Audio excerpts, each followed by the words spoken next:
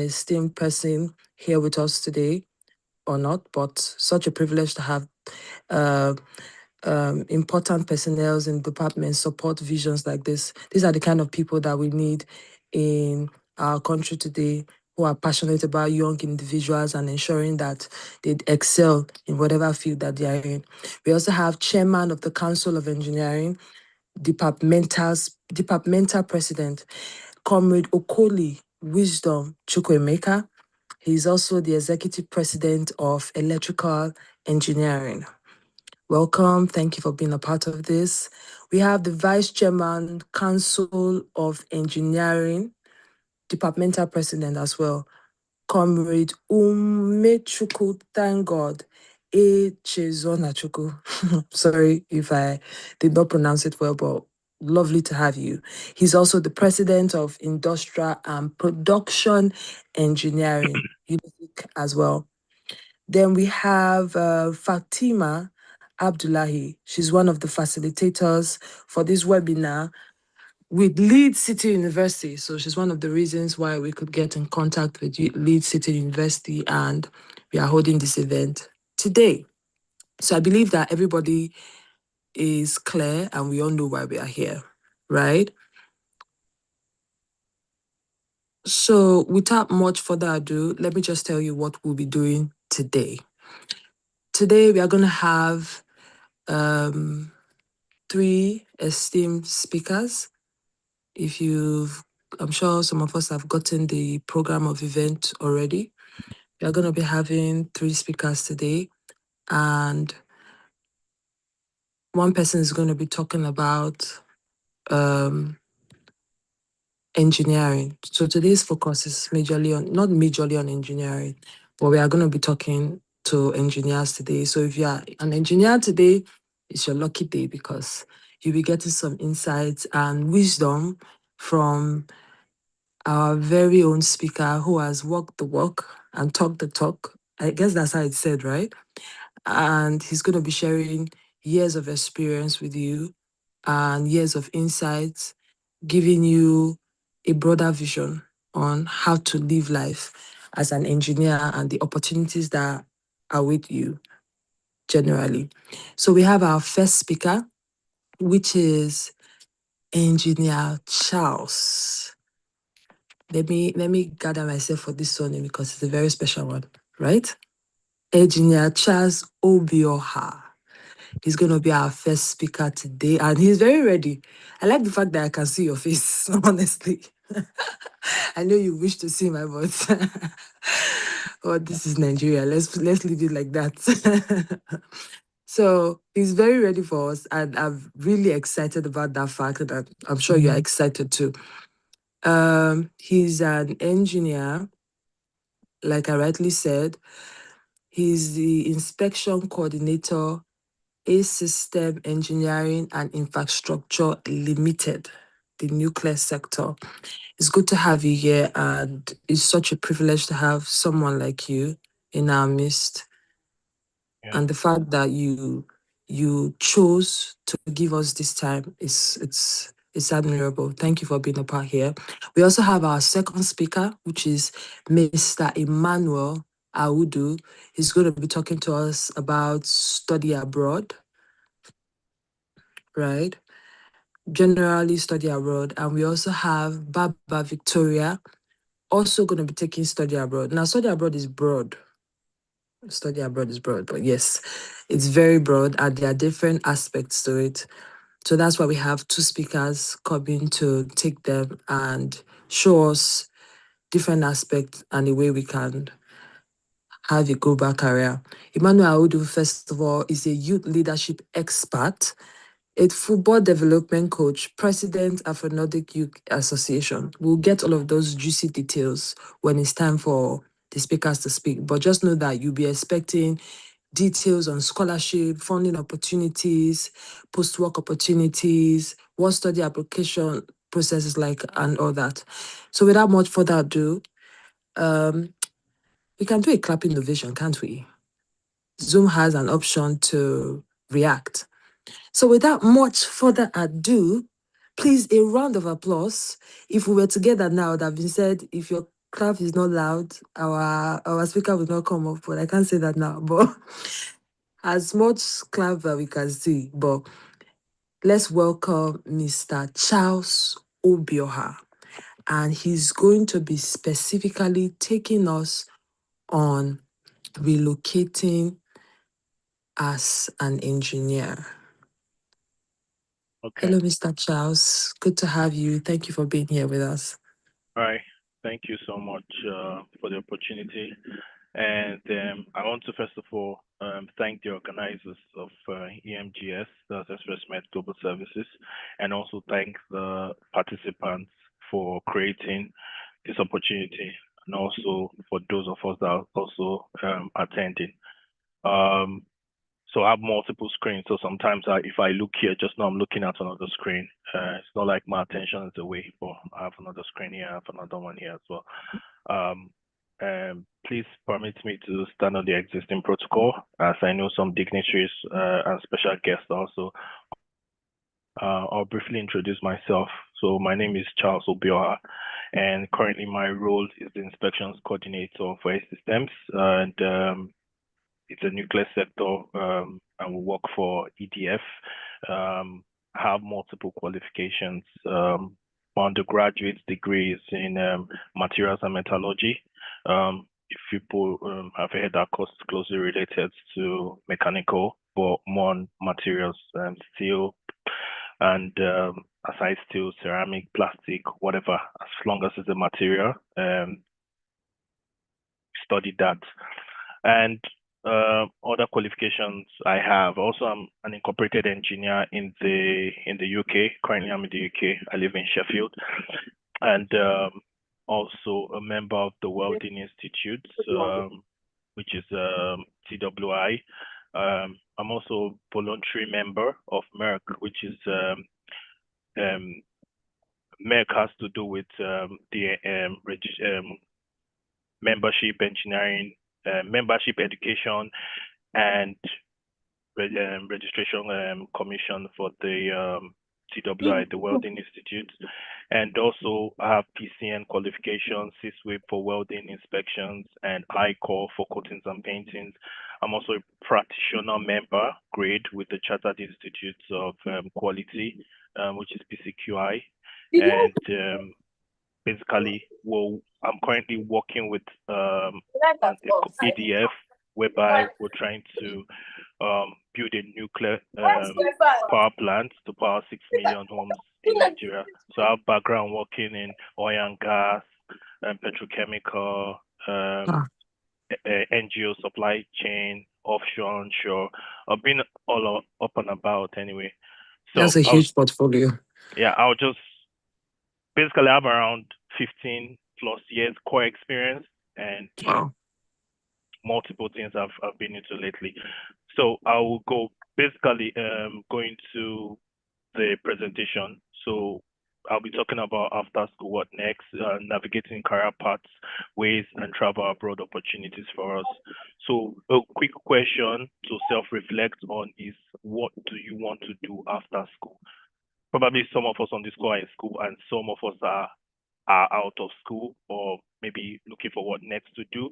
And another question you should figure out is like how many of us are still figuring things out. Keep that thought, and would go through it as long as we're doing this webinar. And I want you to know that it's perfectly normal not to have everything figured out, because well, myself was in the same situation. So I'll dive on the topic of building a successful engineering career from university to a global opportunity. We all know that engineering has to do the practical application of science, maths, and technology to design, build, and improve structures, machines, or systems, and processes that solve real world problems.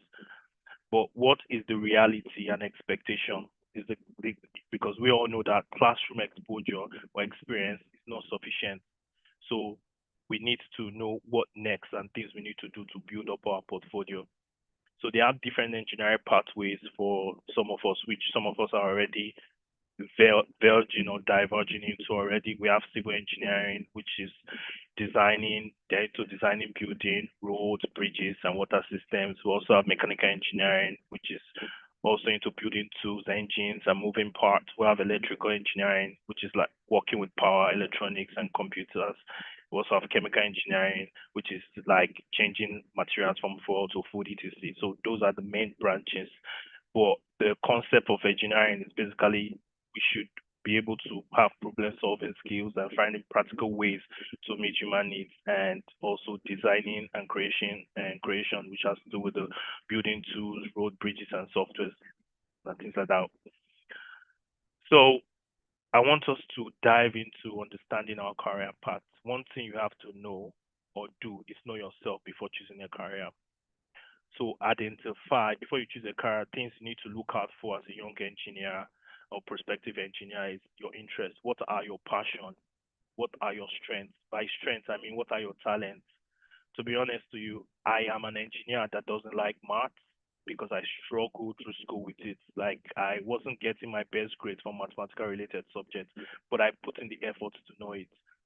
Um, your values could be what are your principles as well.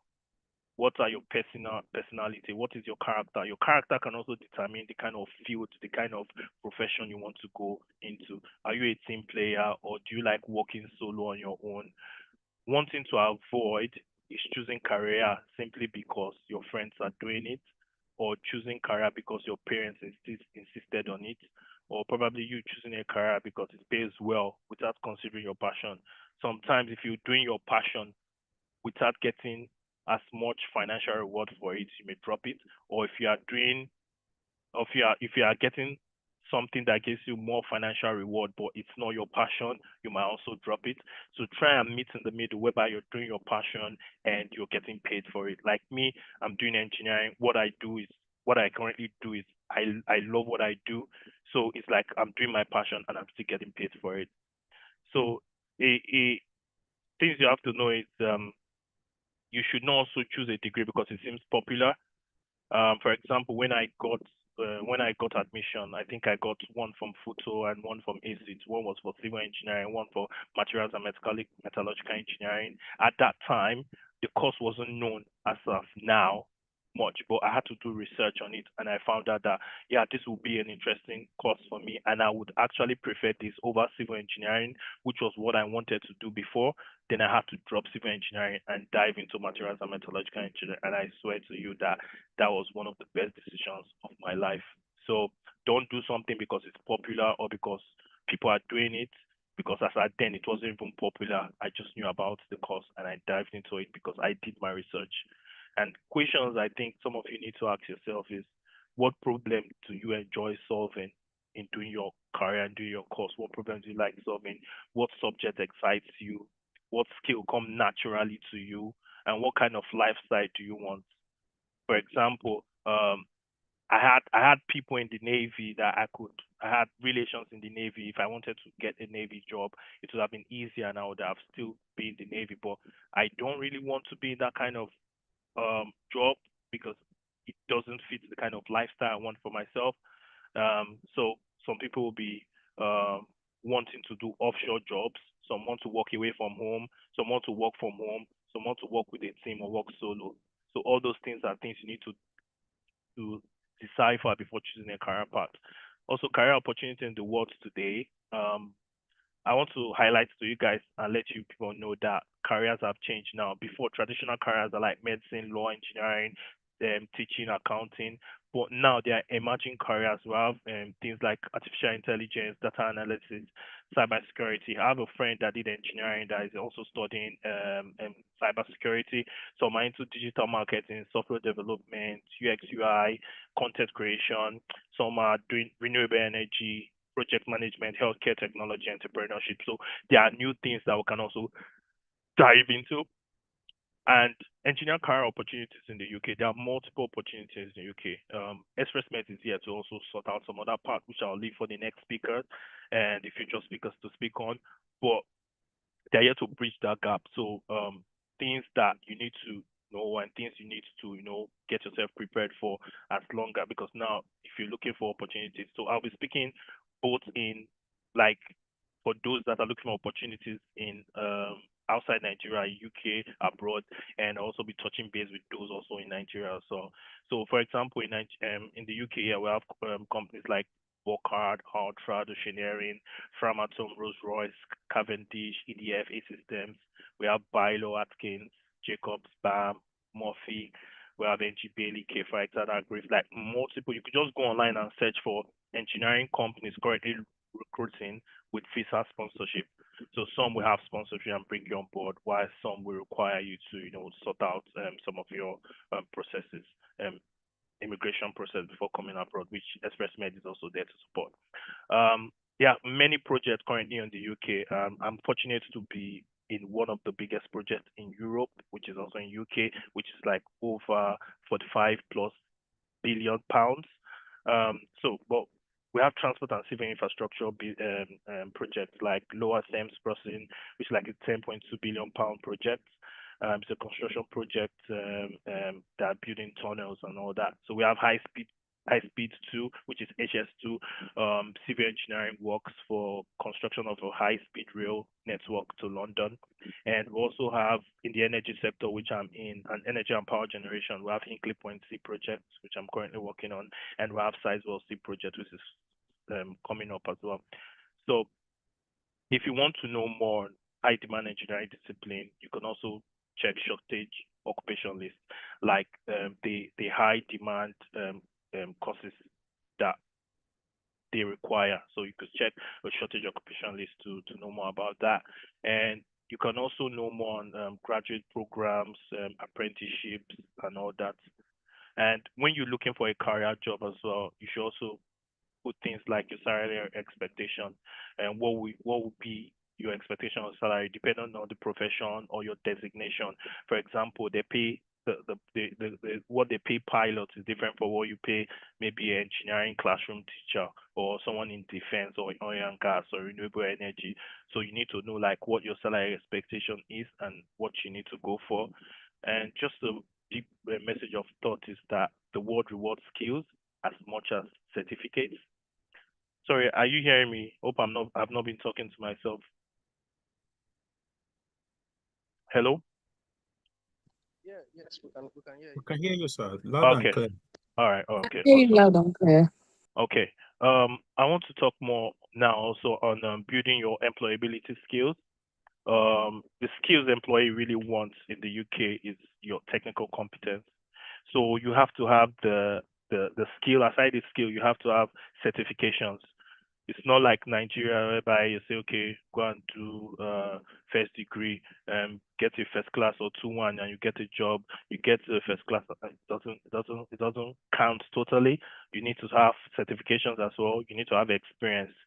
So UK barely considers your PNG or your BSc or BTech or whatever the case may be as some certification and qualifications. They can even be reviewed based on your experience. So some of them are experience based, not even just having to do a first degree. And things you need to build yourself to be employable is your communication and presentation skills. You need to know how to speak language. You need to know who you're communicating, because communication is both ways. You need to know the language, speak it properly, and even on your email response, even just responding to an email, it goes a long way. And you have to be Microsoft proficient, Microsoft Word, PowerPoint, Excel. You need to build yourself on soft skills like that.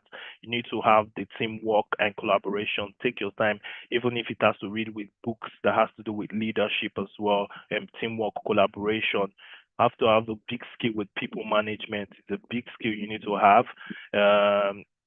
For example, my first job I got in engineering, to be honest, I didn't do an interview.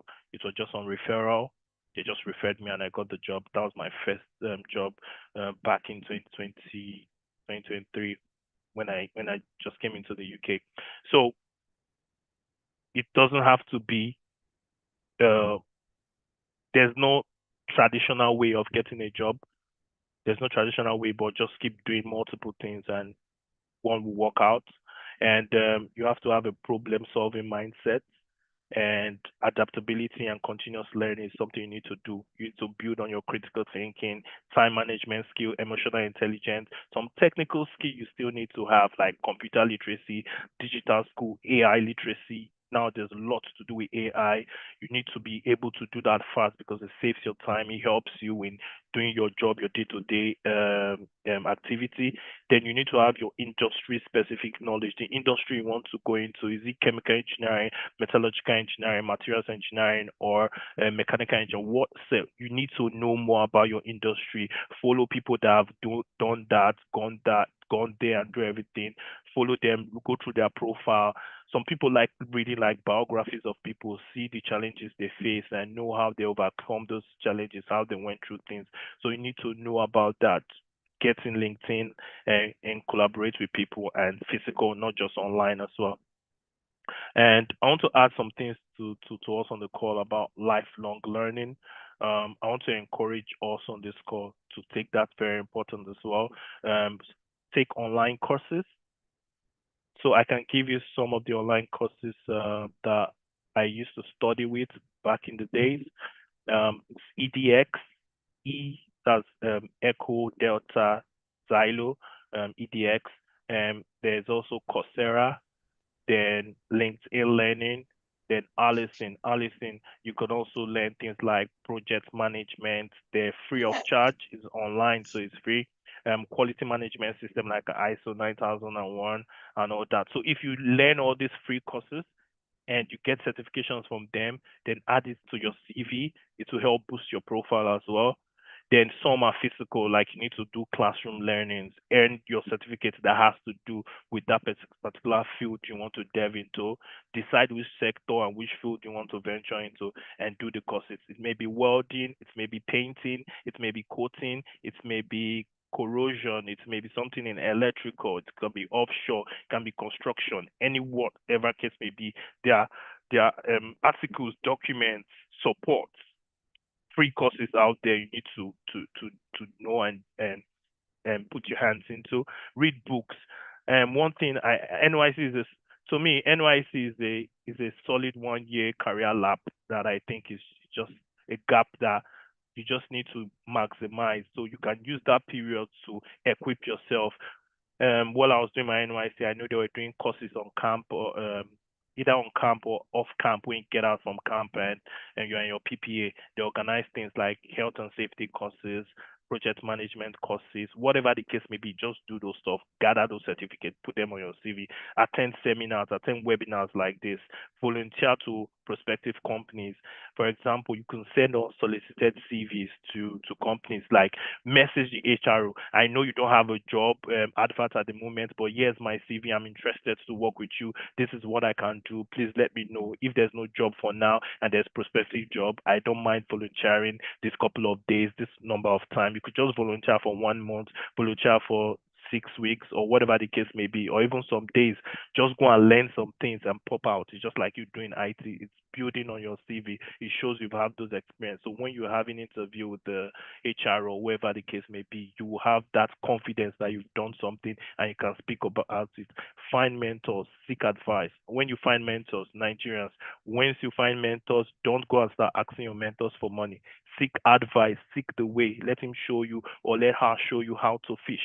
So these opportunities are out there. That's why we're doing stuff like this, to help people, to get above the ladder. And I'm also available. I think along the line, I'll drop my LinkedIn um ID on the chat. You could reach out to me.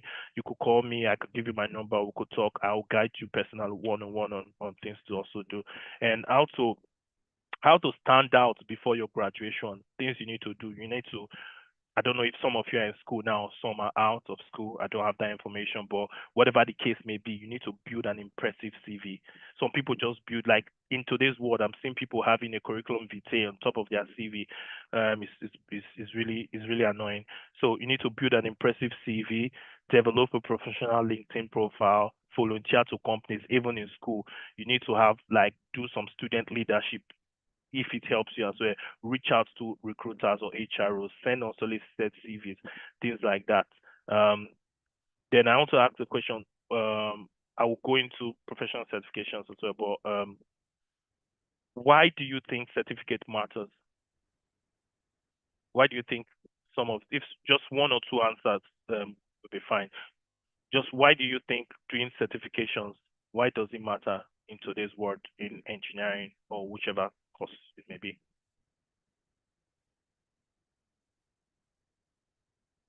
Anybody?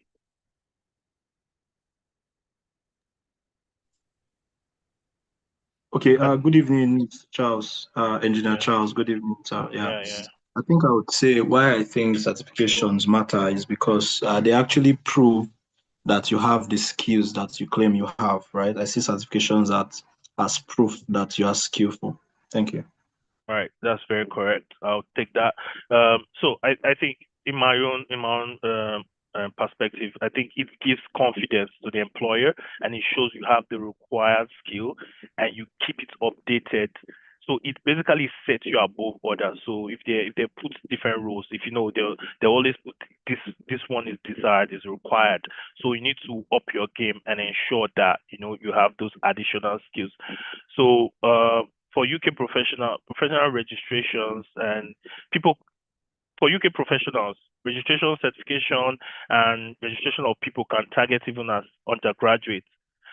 Some of you can, let's say, even get like NSC student membership or graduate membership. NSA also that's NSA, I mean National Society of Engineers. You can target student membership, graduate membership. That sets you aside from your normal colleagues that are applying with you. Also, you can also do that globally as well. Like you can join associate membership of the Welding Institute. They call it a Weld. You can be an associate member of PINDT, which is a non-destructive testing as well. IMEC-E for those in mechanical. You can be an associate member. You can be an associate member in multiple global engineering cadres. So you can also, do things like QMS, ISO 9001, quality management system. You can do qualifications like Chartered Quality Institute, CQI membership, which you could be a practitioner or you can be an associate member. You can also be an incorporated engineer. Even if you're in Nigeria, it doesn't mean you can't be registered as an incorporated engineer in the UK. So you can still do that. I'm also in Korean. I think I was a student member in NSC, but you can. I'm also an incorporated engineer in the UK, so I can be in UK and also do multiple membership various places. So just have that mindset that you can be global. So set yourself to be a global engineer as well. You can do project management certification, health and safety qualification. One thing as youth we need to work on and build on is networking and personal branding. Build yourself and go out there, present yourself, show yourself, let people know you can do this and be confident. Some of us are not confident, and I believe that Nigerians, we have a very strong trait. I keep telling people, Nigerians are one of the best people I've seen in the whole world that are resilient. So somebody will keep asking me, what's the benefit you have as being in Nigeria? Forget about what's happening in Nigeria. We know the insecurities, there are a lot of problem issues around the world. But there's one thing we all know that Nigerians are resilient, and that's why all these things are even sometimes we tolerate it too much. So we are always resilient. So that's a character that we all have. You understand? So also using LinkedIn effectively, attending conferences. Like I got one of my core engineering job back in Nigeria from just attending program. An NSC program, I think, is materials metallurgical mining and material division. That's division of NSC. So I just went there. I saw someone did a presentation. I just met him afterwards before he left. I was like, "Sir, I like your presentation. Can I get to know your company? Give me your card, and I would like to work with you guys." So he just gave me his card, and I sent my CV afterwards that day. I never heard from him for 6 months. And one day he just messaged me and said, "Charles, I think we have a job for you. Then come for the interview." I went for the interview. I passed it. In fact, the person that told me to come for it was one of the interviewers in the stuff in the interview section, and he was even drilling me. I was like, this man no say how they find work. Why did you like this now? He was drilling me. So I ended up passing the interview, and long story short, a year after, They sent me to France to do some programs and all that thing, and just build up from there. And that's how my career just slipped, that kind of thing. So it comes in multiple ways, but meet people, know people, connect, find mentors. Like I said, don't go and start looking for mentors and asking for money. Find mentors, let them teach you how to get this and get there. You understand? And join professional societies. One thing you need to know is that learning doesn't stop after graduating. So just keep learning. As well as myself, I'm still learning. I have courses planned for next year. I have courses planned like maybe in 2 years or 3 years time. What I need to do, I want to be an international welding engineer, IWE. So it takes time. It takes a lot of finance as well. So I need to still prepare for myself and prepare myself to get there. So you just keep learning. That's why I have 15 years experience, 15 plus years experience. I'm still learning. So it's never ending. Um, so studying abroad or working abroad is possible with planning. There are lots of travel abroad opportunities which Express Med is going to dive into.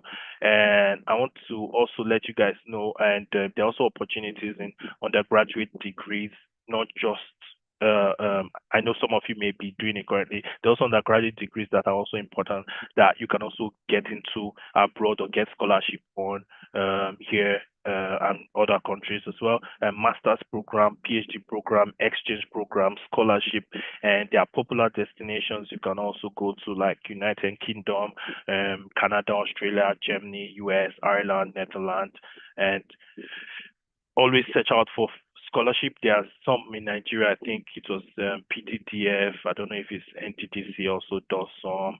There are Commonwealth scholarship and many multiple government scholarship. There are some university scholarship that they still give. There are some you just contact some of the researchers. I have a couple of friends that just see some researchers that are looking for students and they contact them and they also, pay their fees, bring them abroad and study and do everything. International organization also provide those as well. Merit-based funding, like things like that. That's why EMGS is here to put all to support students, and I have seen their testimonies from some of the students and some of the people they've encouraged and worked with and brought abroad as well. I have seen that, so it's good to have them organize this. This is not the first time they've been doing it. They've been doing this as well. I think I was one of the other ones they did some time ago as well.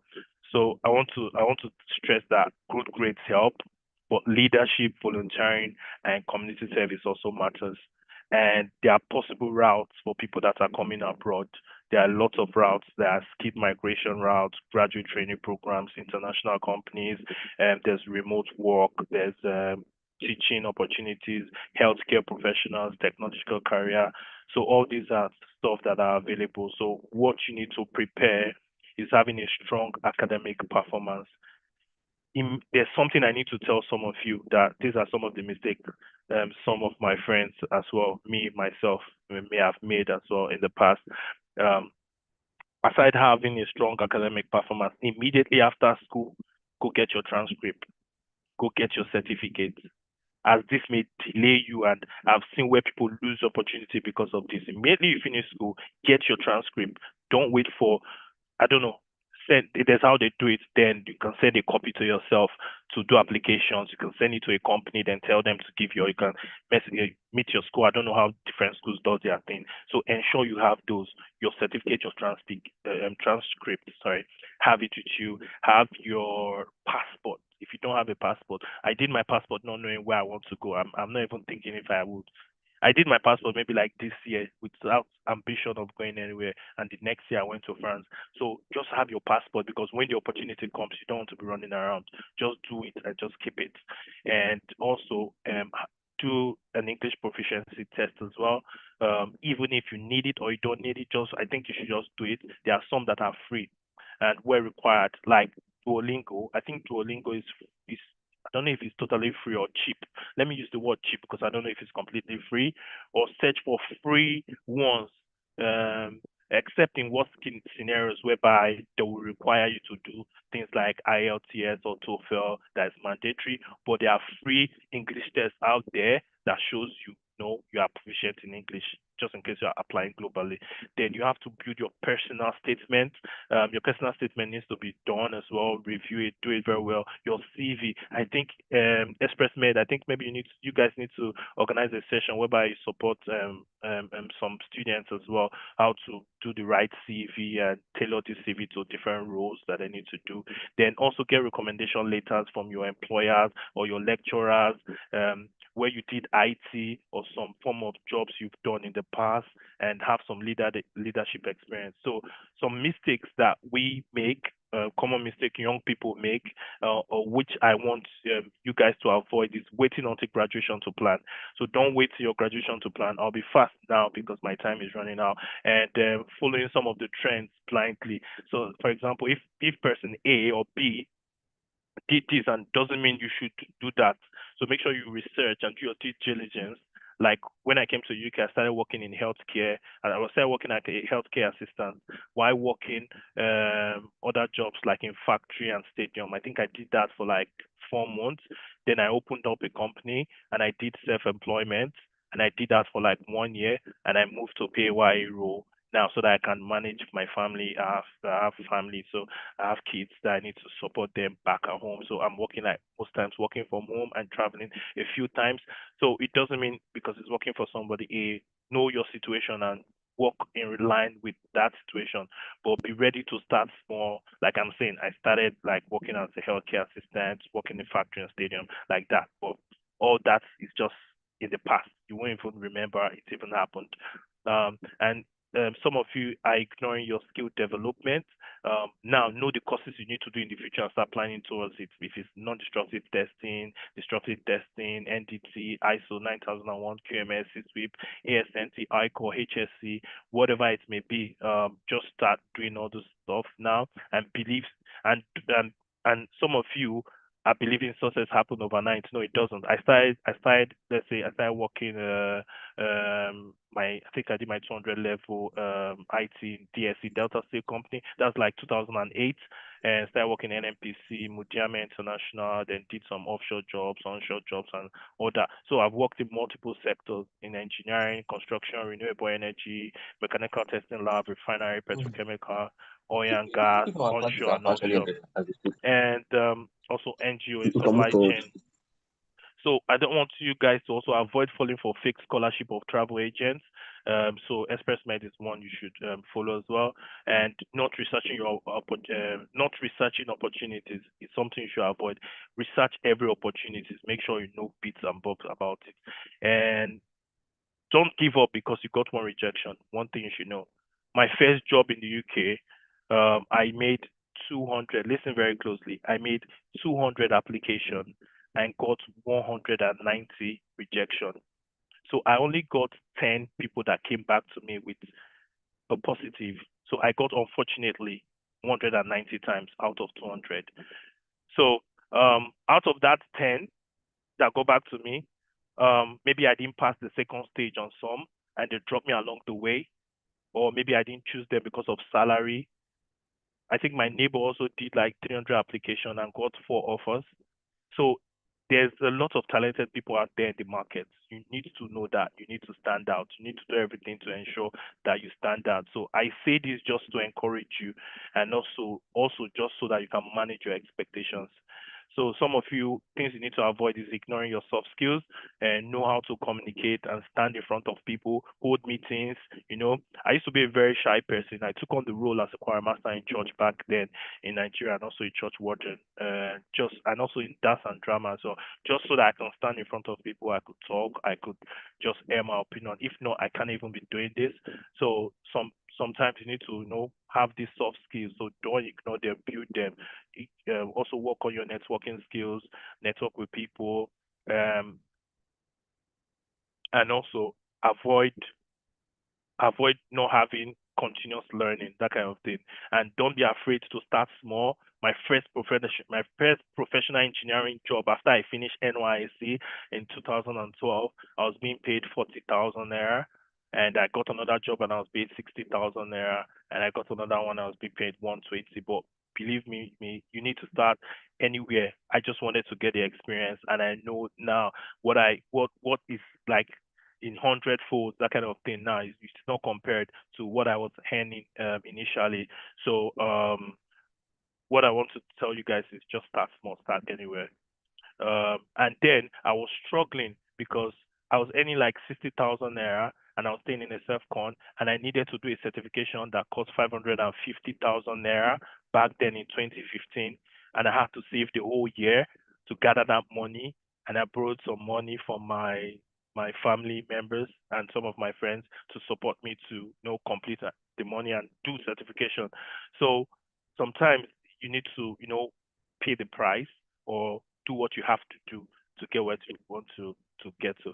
So I just want to encourage us. I know time is running short. I'm trying to run up through, but as young engineers, we should ensure that we, for example, this month, identify 3 careers that interest you, research them, update your CV, open LinkedIn profile, learn one digital skill, either MS Word, PowerPoint, Excel. Then within 6 months, complete an online certification, volunteer or intern, network with professionals, attend career fairs, and start application for scholarship or internship. Within 1 year, you apply for universities, apply for scholarship, build a professional portfolio, continue developing your skills. My final encouragement to you, and I'll leave you with this thought, is that your background does not determine your future. Be curious, keep learning, be adaptable, take calculated risks, build relationships, start planning early. And my final quote for you is, opportunity rarely comes to those who wait. They come to those who prepare. So prepare yourself. Thank you.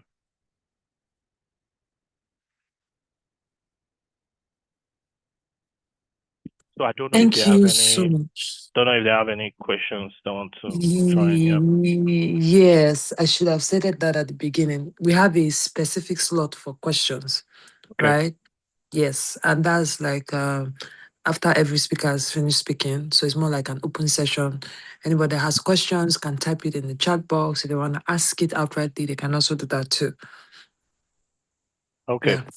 So thank you very, very much. I like the fact that while you took us through the process, right, that you went through, you also showed us that it was not all rosy from beginning to end, right? I like the fact that you also highlighted the extra mile you had to take, the extra efforts, like attending those conferences, putting yourself out there, always updating your CV, taking courses to get to where you are right now. And I really appreciate rather, let me say, we appreciate the in-depth sharing. Thank you very much for that. Right. And one thing that you spoke about that really stood out for me was that do not wait to need your documents before you actually use them. Sorry, do not wait to prepare your documents till you need them. So prepare them before you need them. So it's more like preparation meeting opportunity rather than having the opportunity then running around to prepare for the opportunity, and that can waste a lot of time. So he also mentioned online courses. I will put that in the comment section while the second speaker speaks. And one key thing he also mentioned was building an impressive CV. Very, very important. And I like the fact that you highlighted that a lot. Sometimes when a lot of us just graduate, we just feels like, we've graduated, let's start looking for some, which is not bad. But sometimes when you're in school, that's the time. And it doesn't matter if you've already finished school already and don't have enough time. But when you're in school, that's the time. Volunteer every chance you get. Volunteer, take courses, just make sure you stay up to date in what's happening with your field, your career, like he has rightly mentioned. And speaking from a personal experience and just collaborating with what you said, I mean, one of my first jobs I got wasn't just because I I was a nurse, but I got it because of the many volunteer outreaches I had been part of. That was the sole reason, not necessarily because I had the certificate. The company was more tilted towards outreaches, and they appreciated the fact that I went extra mile, not just relying on the fact that, oh, I've graduated, let me start going for service or for internship. So please, the purpose of sharing all of this information is for you to apply and put them into practice. Right? We'll be calling up the second speaker, And before we do that, in the comment section, again, you can, oh, thank you, Mr. Charles. I just saw that you posted the online courses to take. Thank you for that. So in the comment section, please go through it. We have CV webinar coming up for 11th, 13th, and 15th of August. We teach you how to prepare your CV by yourself and supporting information that you need to apply for, the opportunities that you need to apply for. So just go through the comment section to ensure that you are up to date with what has been happening. And if you are joining us from your school, I think it's time to represent your school. So you can just say your department and the school you are joining us from. If it's Unizik, if it's Lead City, and if it's not one of the above, you can also put that in the comment section as well. Represent your department. It's time to actually show your roots and where you're from. So our next speaker is no other than Mr. Emmanuel Audu. If you've been in our lives before, you know this man is very charismatic about what he does. Like very, very charismatic. He loves youth development. He loves the fact that young people get direction, they know what they are doing with their lives, and you are not confused, right? He was once or rather, he is a youth leadership expert. He's a football development coach. He's the president of Afri Nordic Youth Association Finland, and international education and mobility advocate. He's also a consultant in the study abroad department of ExpressMed Global Services. He has helped a lot of young graduates and professionals navigate opportunities of studying abroad, traveling, and generally building a successful career. So he's here to share processes with us. He's here to share experiences with us. For those of us that want to study abroad, he's here to share why you should choose to study abroad if you want to. He's here to share myths about studying abroad and what the facts actually are, and courses, areas in demand that you need, scholarship, and all that. So we have two speakers that are going to talk on that, but Mr. Emmanuel will come first. So, Mr. Emmanuel, if you can hear me. Thank you so much. Good to see your face. I'm finally putting a face to the charismatic voice. Good to see you today. Thank you so very much. That was Welcome. actually a very robust introduction. I was wondering if I was actually charismatic, though I don't know. Thank you so much. Okay. You're welcome. Good to have you. It's actually a pleasure to be here today. I want to sincerely begin by appreciating my management, the management of ExpressMed Global Services. Thank you so very much for this rare opportunity, and I would like us to know that I sincerely do not take it for granted. And I also want to make welcome all dignitaries, the professors, the HODs, the schools here represented. Thank you so much for staying true.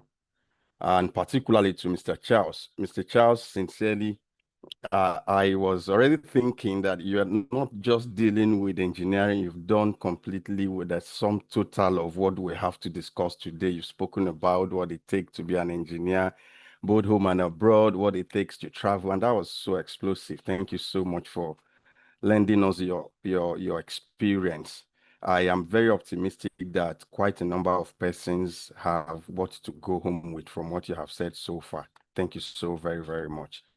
All right. I won't be taking much of our time because I do not think that it is in the multitude of words that impacts are made. But as few as this time will be, as brief as it will be, I want to beg our indulgence to pay very key attention, take notes when necessary, write down questions, and be sure that you will get answers to them as much as time permits. I would like to share my screen. I made a brief presentation that I would like to share with us. I hope my screen is, can we see my screen? Okay. Yes, I can from my end. So I'm guessing if you Okay. can see the screen, you can just drop in a comment that you can see the screen. All right. Thank you so much. Okay.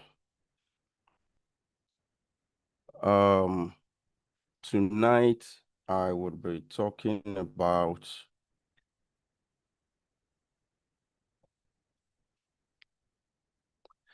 unlocking global opportunities through international education, study abroad.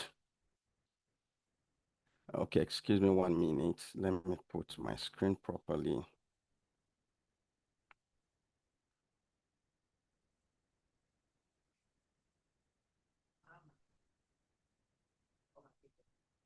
Okay. Beautiful. I think it's better now. Yes, sir. Thank you. All right. Study abroad, a decision that can change anybody's life. Here at Express Med Global Services, we believe that every African family deserves a representation abroad. This is not for us just a slogan. It's actually a driving statement that drives what we do every day of our lives. We believe and we are committed to ensuring that every African family have at least one person represented abroad. And there is a reason for this. It is actually something we have come to realize because of several reasons, several factors, several undoubted reasons, beginning from the advancement in technology today, the opportunities that are bound to everybody here abroad, and what every individual stand at the long run to gain. Time will not permit me to really begin to talk about all of this, but I'm going to share a brief of it. In a way of introduction, I said, if for whatever reason, if I am giving two farmers, for instance, maybe a seed of corn to plant, and one of them decide, and I'm giving them a farmland of the same mineral resource, the soil structure component, the same thing. They have every opportunity. They have the same access to the same land, the same quality of seed to plant. And an individual among the two decide for whatever reason to pick up fertilizer, add up fertilizer to his or her own. Obviously, you would all agree with me that the seeds will not come out with the same potential. The one which has the fertilizer will have the obvious tendencies to do better. This tells us that talent is actually a seed, opportunity is a soil, and fertilizer is the system of society where we find ourselves. A lot of Nigerians, Mr. Charles said it clearly, he talks about how tenacious an average Nigerian is, and that is obviously very true. As a football developer as well, I have seen a lot of raw talent in the football career, in the football space, far beyond a lot of persons that we celebrate abroad. I am one person who believes that Africa has a large pool of talent in that aspect, and not just limited to that, in every aspect of life. And as good as these talents, these abilities lies within us in Africa, the truth remains that the opportunities are not as much as abound in the West, in the Western world, as it is in Africa and in Nigeria to be particular. And of course, these opportunities is what traveling abroad stands to offer to every one of us. I think a research from UNESCO have it that over 6 million students study abroad annually. And you should be wondering why this happened. Now, our section objective for today will be that we would want to understand why you should study abroad. We should be able to know at the end of this presentation what might stop others. What are the things, the factors, what are others afraid of? Why are some abroad and some are not? You are going to look at that briefly, and then we want to understand what country offer the best opportunity. Like I have had several times, people are asking me during consultations, what country should I go to, and all of that. We're going to be talking a brief about that. And lastly, we want to know the courses, which of course Mr. Charles has dealt extensively about, courses that will dominate the future. These are the few things we want to talk about tonight. And then number one, I said, why study abroad? Let me be clear. Studying abroad is actually not for everyone, but for many people, it is one of the best investments they can make. And I will tell you why. It is not for everybody, but for as many as are willing to do it, it is actually an investment. In our previous sections, during a webinar sections like this, we dealt extensively about how that it is an investment to life. I will break it down a bit. Today, let's begin from the average, the exchange rate.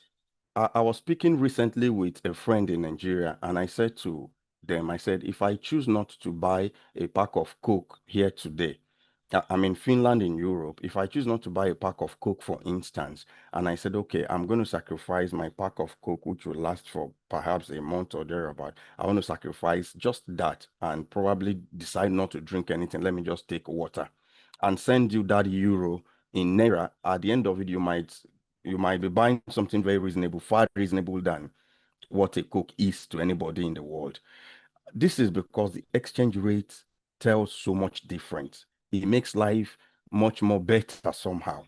Now, the reality is this: life abroad, regardless of beyond the financial benefit that it gives to everybody, when you look at it, the health advantage, the security of life, here where I stay right now, I can decide as much as possible any time of the day, 1 a.m., whatsoever time of the day. I can walk from here, not driving anything, walk on my foot to any location within my environment or as far as I want to go without anybody harassing you, without anybody, no fear of being attacked, no fear of anybody snatching your phone. You're not afraid of anything, not even police harassment. So the truth remains that studying abroad or coming abroad has so much to offer for you beyond just even the money you make. And I tell you the truth, you would as well make money. And the money you're making being a Nigerian, I'm sure in this section or in this webinar, in this very webinar, maybe not today or tomorrow, you would also be told about financial management, and you will get to hear much more about how to make money and what to do with the money that you make. You can actually change your entire life financially, and talk about the healthcare advantage opportunities that you would have to enjoy. A lot of things are there. This is why our politicians in Africa will still have to travel from Nigeria and other parts of Africa to come to the Europe to access good medical health facilities and all of that. So these are some of the advantages that we have or we stand to gain. So it's actually not for everybody. It's actually an investment in anybody's life. So why do we have to study abroad? I said because education abroad gives much more than a certificate. Education abroad gives much more than a certificate. Mr. Charles talked about this earlier. Certificates today, of course, like he said, it is not just what is needed. So that we're schooling up in Nigeria or anywhere we're streaming from in Africa, we have always been pushed in a manner that we want to settle, because at the end of a 4 year, 5 years, 6, 7 years, depending on the course, you are expected to come up with certain grade and get a certification. Now, certificate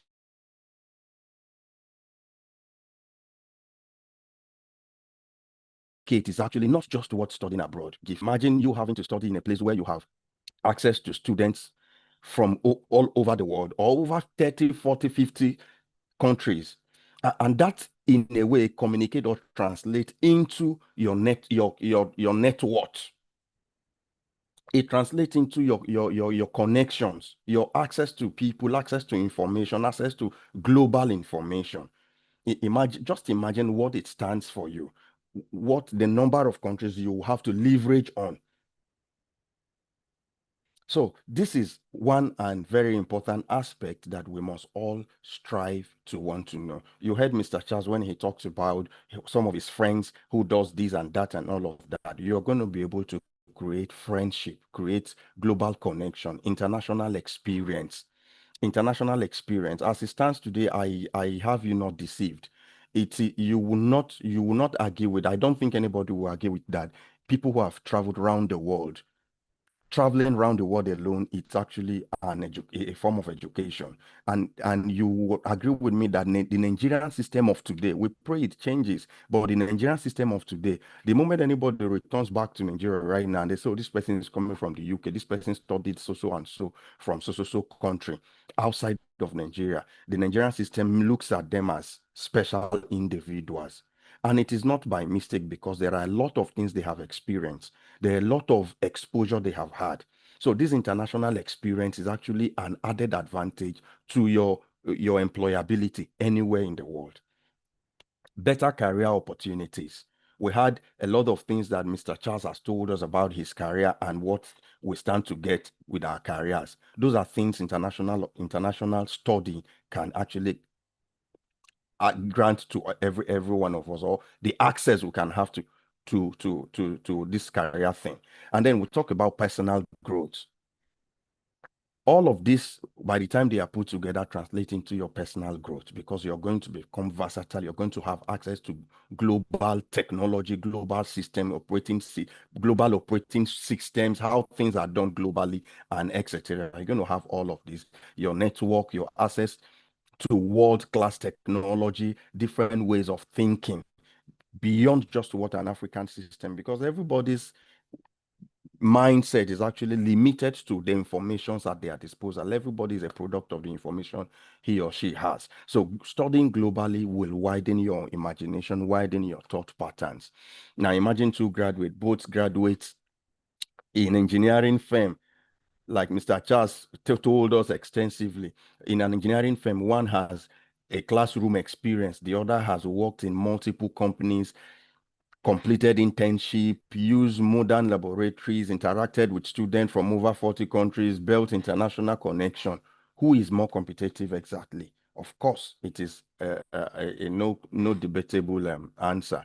Competitive advantage, you have internship, modern labs, global classmates, international connections, and etc. Those are things you stand to get if you choose to study abroad. Competitive advantage, many countries invest billions every year in research and innovation. This you will really find in most of our Nigerian institutions. This is not to talk down our institution, our institutions are doing their best, but of course it is not compared to what you have globally as at today. So strive, like Mr. Charles said, we must continue to learn, we must continue to improve, we must continue to grow. So these are things we stand to gain when you choose to study abroad. Students learn with latest technology instead of outdated equipments.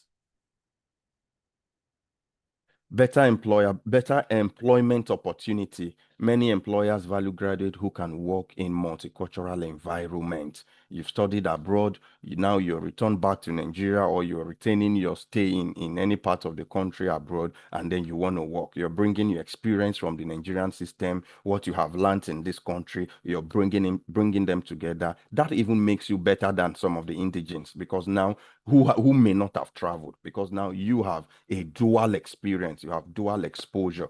So it is very, very important and encouraging to have people desire earnestly to want to study abroad. Now let's talk about the myths. What myth stops others? Myth one, I said studying abroad is only for the rich. These are misconceptions. These are things people think. A lot of Nigerians, including myself, many, sometimes before I had the opportunity to travel abroad, I look at it like, oh, one day I would want to go abroad, but how? It all obviously looks so difficult, like, man, it's not just going to be possible. I am not from a wealthy home. These are issues or myths that people hold on to and refuse taking steps. But tonight, I want to disabuse that mindset.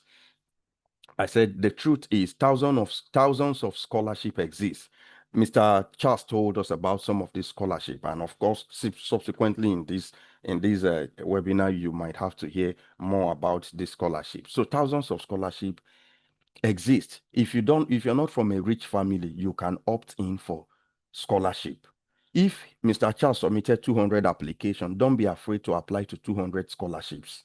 Don't be afraid. You just must. If you are determined to want to study abroad, having heard all the things you stand to gain, and now you're making up your mind and you say, hey, I need to study abroad, and finances are the reasons why you think it should not work. Thousands of scholarships exist. Many countries also allow students to work while studying. So while you are working, if you had the opportunity to go to such countries, then you can continue to work, raise money.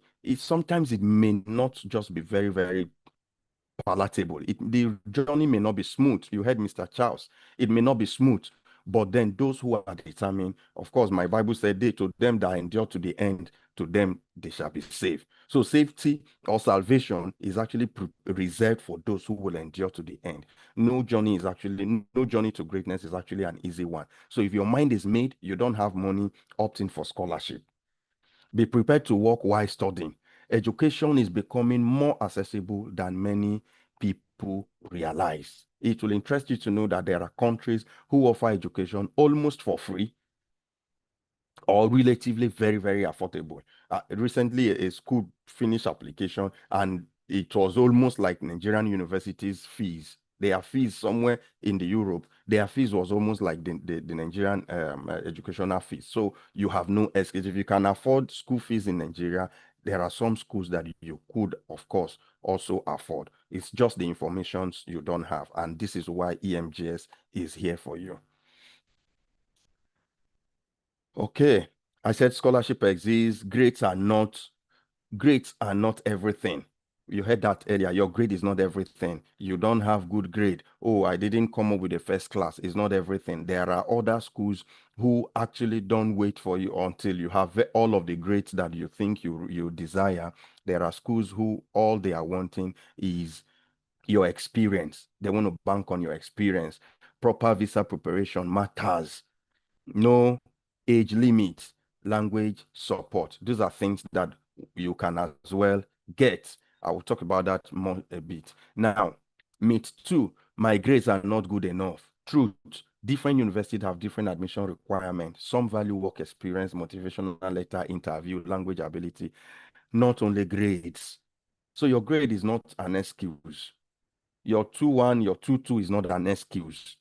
With your 2-2 and a work experience in Nigeria, like he said, work experience can be that you have volunteered. Work experience can be that you have actually volunteered to work even when you are not paid. It can be an experience or a research job you have done.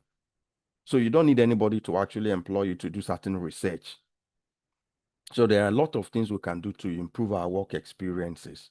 So some value work experiences, motivational letters, interview, language ability. See, if you can't do any of those one, learn language, learn English, write English test. You heard him earlier. Write English test. It is not always about grade. So grade is not an excuse. Myth 3 said I will never get a visa. Some persons feels they can't get a visa. Oh, they can't even stand the chance of going to try. What you cannot get is the only thing you have not tried. The human mind is so dynamic that it can reach whatever height it is determined to get to. So the truth is about visa, most of the reasons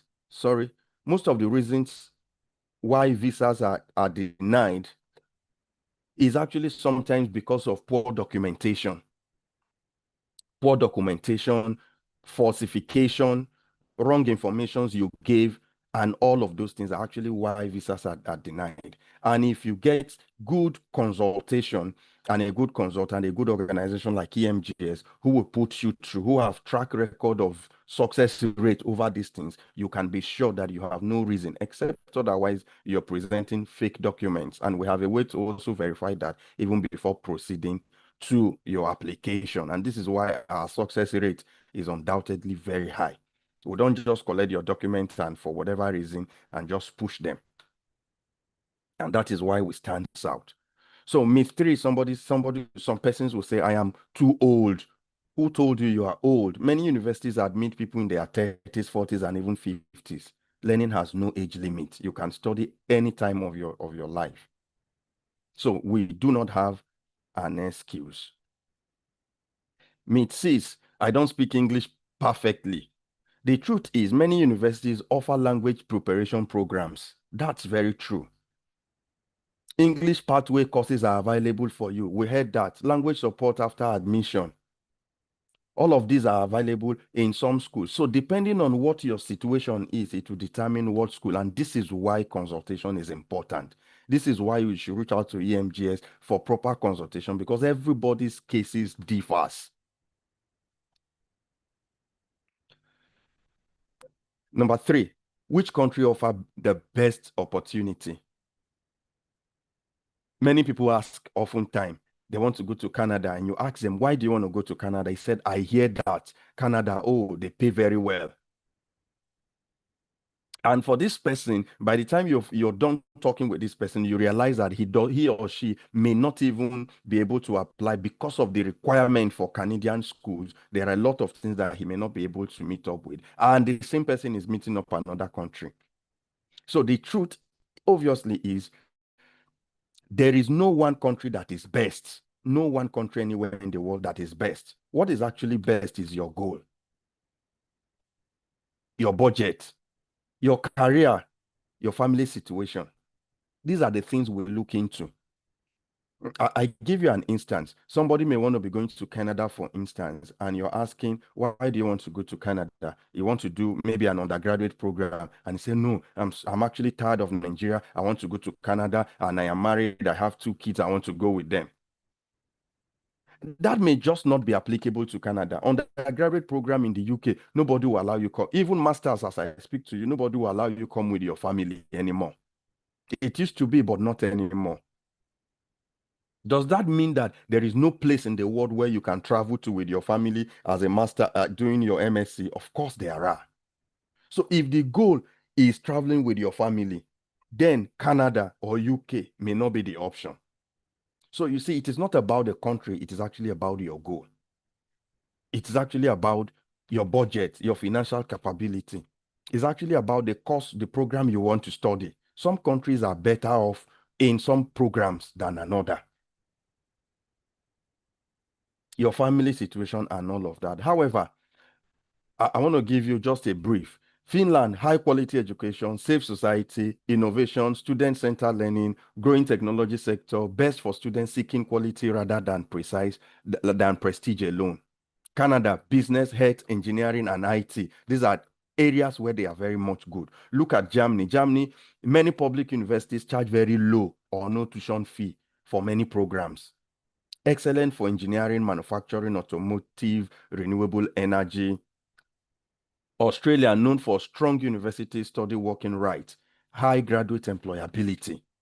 So you see, it's actually depend on what you want.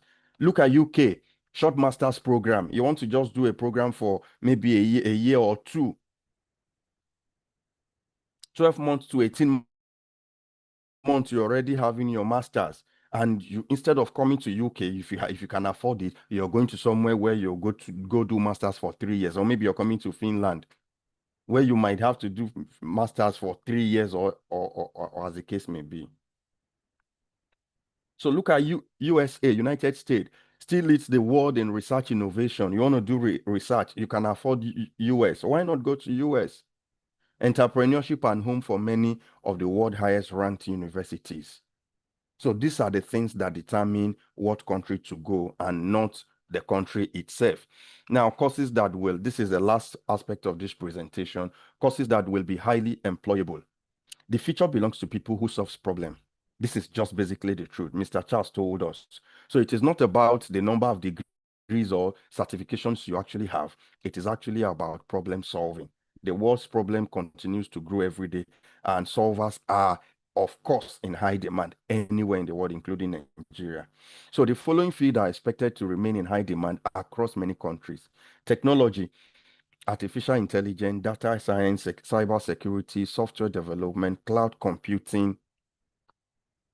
In healthcare, nursing, elderly care, physiotherapies, public health, medical laboratory sciences, engineering, electrical engineering, mechanical engineering, civil engineering, mechatronics, to mention but a few of them. Renewable energy, you look at them there. Solar energy, wind energy, battery technology, smart grid system. All of these things are things that would outlast this generation.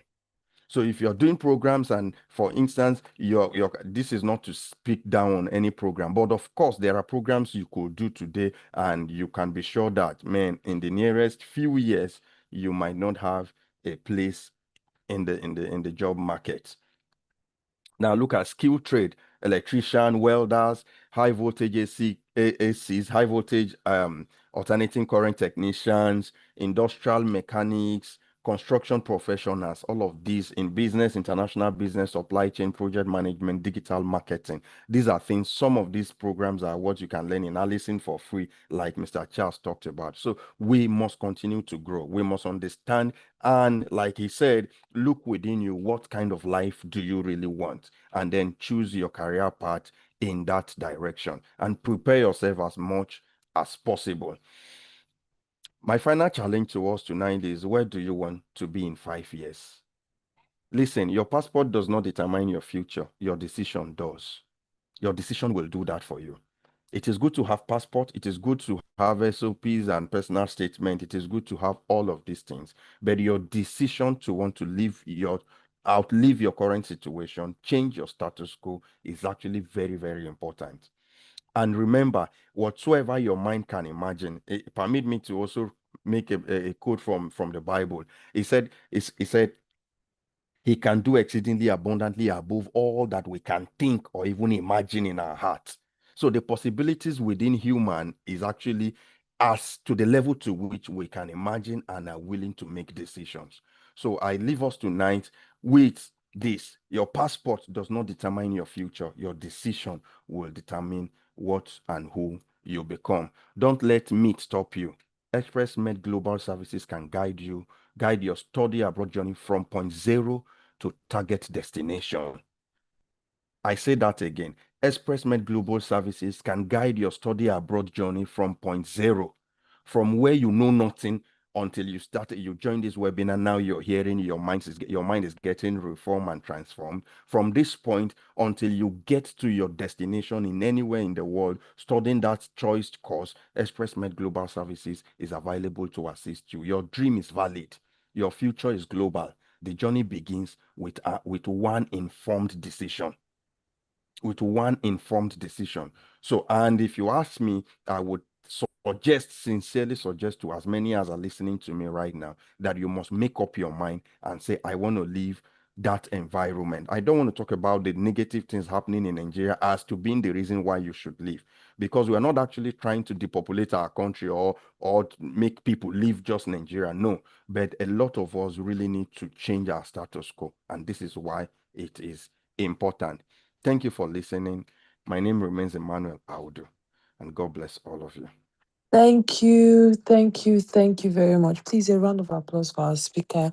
Thank you very much. I like the fact that you mentioned that your degree, or you're not too old to study abroad. You're not too old to pursue your dreams. You're not too old to decide the kind of life that you want.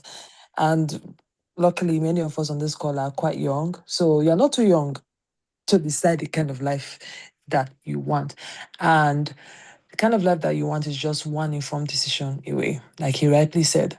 So it means that, I mean, we've all heard the popular saying that information is power, truly, because it's only the person that knows that okay, permit me to use this very crude example.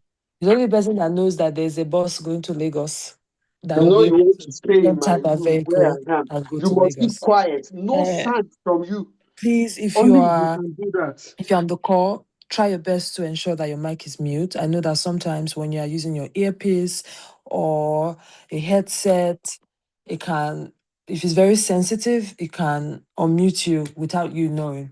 So make sure you always check, am I muted? Am I not muted? And we'll continue to take questions at the end. There's a dedicated section for questions, and make sure you're writing down and you're gathering your questions, because this is a chance you have to ask questions and get to know all the tea regarding where you want to be. Okay?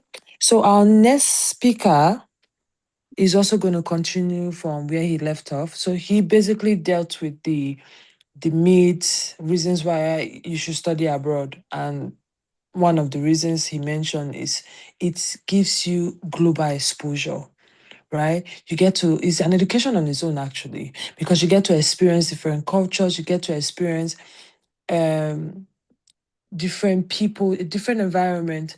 And there's something it does to your mind. If you've ever traveled out of the country before, maybe for vacation or for a training, there's something it does to your mind. And that's one of the reasons why you should actually study abroad.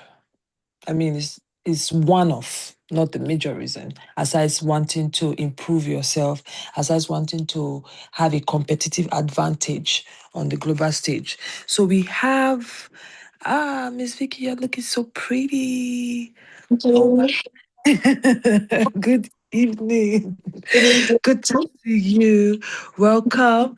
So we have our next speaker. I mean, if you can see her face, such a pretty woman. Thank you. Thank you for joining us. She's no other person than Mrs. Baba Victoria. She's a study abroad expert and a student coach, and she's one of the consultants for EMGS Study Abroad Department, Canada. All right. Thank you for joining us. Without much ado, I will pass this very virtual mic over to you. Thank you, Ms. Daisy, and good evening, everyone. It's such a privilege to have you all join us for this very, very insightful session today. And I really want to appreciate all the speakers.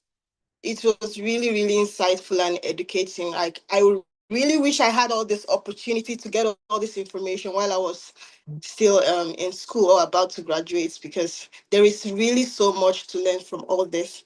So I'll just be I'll just continue from where Mr. Emmanuel stopped about the study abroad.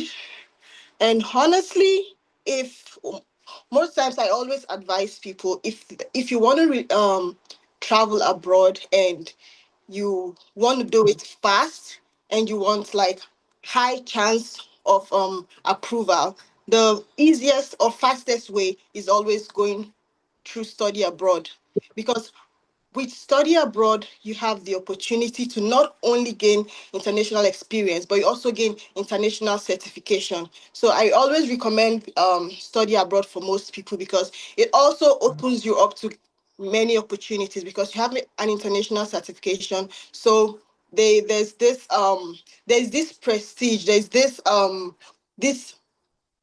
aura that he brings to you when you have this confidence you get when you have an international certification is different. So I always recommend study abroad for most people who wants to relocate. And I'm just going to start by listing the application process and documents that you should start working on, because you don't need to wait until the very minute when you want to study abroad before you start gathering your documents and all that, because time is of essence. So it's always important to know what you're going for and start getting your documents ready. So the most important document you need as an international student that wants to study in any country other than your home country is your international passport.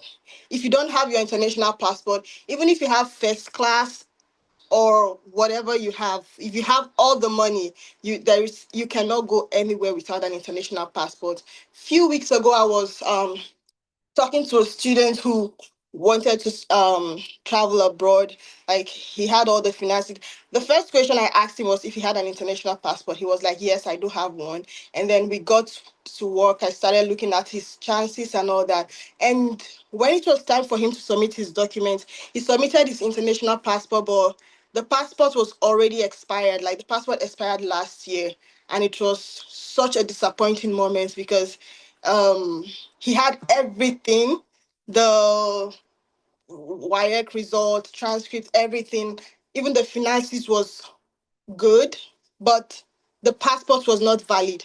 So he couldn't proceed with his application. He had to go back to get to renew his passport. And we know how the bureaucracy bottleneck we have um in Nigeria. Sometimes when you want to get all these things, it takes time. You cannot even predict how long it will take for you to get your passport. So I always advise you to get your passport.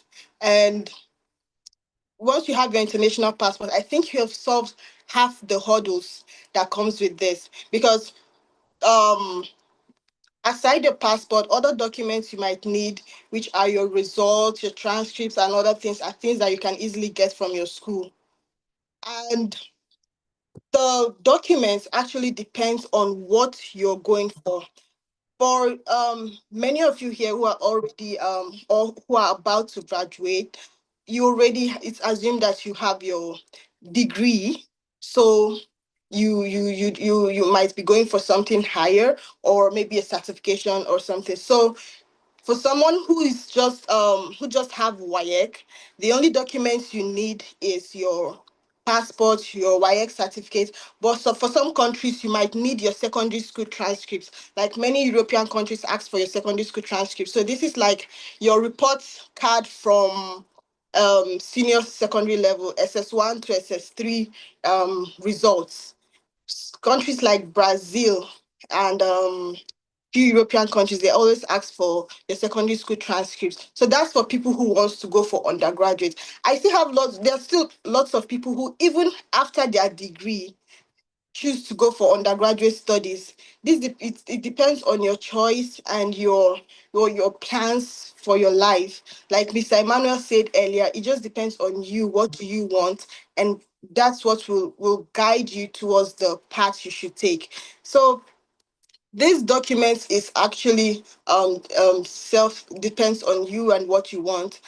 For someone who's going for masters, let's say you have your degree and you want to go for masters, you're definitely going to need your statement of result or your original result. You need your transcripts in addition to your WAEC result. Now, this WAEC most times is just used to prove your English proficiency. In some cases, you might be asked to submit a letter of English proficiency from your university, or you might be asked to submit an English test. Could be IELTS, CELPIP, or any Duolingo, depending on the school and their English language requirement. So I think that then your professional or your educational reference, because they want to see, like they want to know what you studied, your character and everything. Aside from what you have on your CV and your certificate, they need someone from who knows you. Could be from your educational setting, from your professional setting, who can vouch for you that, okay, I know this person. This person is um did studied this particular program. This person is hardworking. This I can vouch for this person and all that. So most schools require a professional reference or an educational reference, depending on your experience. If you're someone who wants to study abroad after a few years of work, then you need a professional reference. But for a fresh graduate, let's say after you just recently graduated and you're going to study abroad less than 1 year after your graduation, you wouldn't be expected to provide a professional reference because there is a good chance that you haven't had much work experience after school. Now, one thing that students usually take for granted is your experiences. Like our first speaker spoke about volunteering. Now, volunteering doesn't necessarily mean just going to an organization and asking them to work. There are some activities you do in school that can actually support you. They can actually contribute to your profile. Some of us used to be course reps in the university, like you acted as the departmental rep, the course rep, and all that. All these are parts of are also things you can add to your portfolio. Some of you some during their NYSC, they had different posts in the CDS, even could be even as little as being a captain in a football team and all that. Like I know someone who used to be a captain in like this street football and all that, and he used it as a leadership experience which he used to gain an international scholarship. So there are all these little things you do. You could be in the church, could be anywhere, wherever you've been able to render service, whatever you've been able to do something meaningful. You should always it just depends on how you polish it, and you can add it to your profile, and it can build your profile and make you stand out. Because when you want to when you're applying to study abroad, most times it is competitive. They have restricted number of seats for a particular year. So for you to stand out, you have to show them what you have to offer. It's not about you having all the tuition fee and having everything, your documents and all that. we have the thousands of people might be applying for that position, for that seat, and maybe they want just 100 students for that year. So how can you stand out?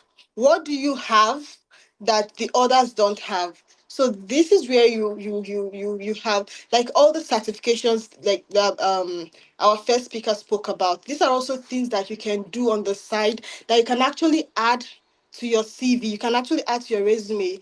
There are lots of free courses on Google, right? Yes, there are lots of free courses on Google on Allison that students can just do on the side. Some may not even take up to an hour. Some may not even take up to a day. You can just do all these free certifications and add it. I think there was some courses I did on Coursera when I was still in Nigeria. It was related to teaching and all that because I'm an educator. I have my bachelor's degree was actually in just pure mathematics, but when I decided to go into education, I didn't have an educational certification from Nigeria, but I had experience working as a math teacher.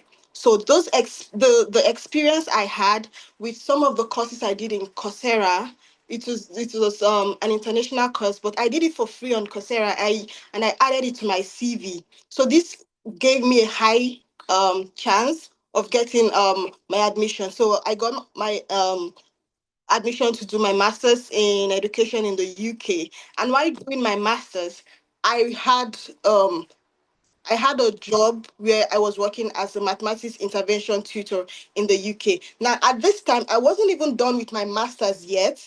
So, normally, I'm not supposed to teach without a teaching certification. Even while in Nigeria, like there are many schools in Nigeria that will not allow you to teach if you do not have a teaching license, not to talk of in the UK. But with the fact that I had experience, I had some online courses that I did. It built my profile and it made me eligible to teach, even though I haven't even completed my master's in the UK yet. Actually, it was even one of my lecturers in the UK at that time that recommended me to a school, and I was lucky. I got the job as a mathematics intervention teacher. So you most of these things you shouldn't take for granted. Some people do apprenticeship, could be plumbing, could be anything.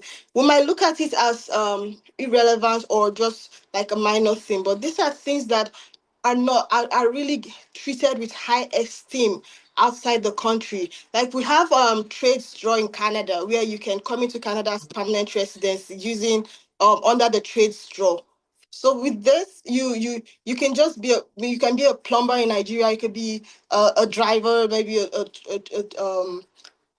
caterer and all that. These are things that we might not even need to spend years in the university to achieve, but it has very high value. So it is always important that whatever skills or involvement, whatever contribution you've done outside your education, you can add it to your profile, and this will also which will help you to stand a high chance when you're intending to study abroad. Now, when you some of the benefits that comes with studying abroad is the fact that it opens you up to work opportunities. Now, most countries allow you to work while studying in their country just to support yourself and to gain experience, to gain work experience. Most of the five eyes country value international experience a lot.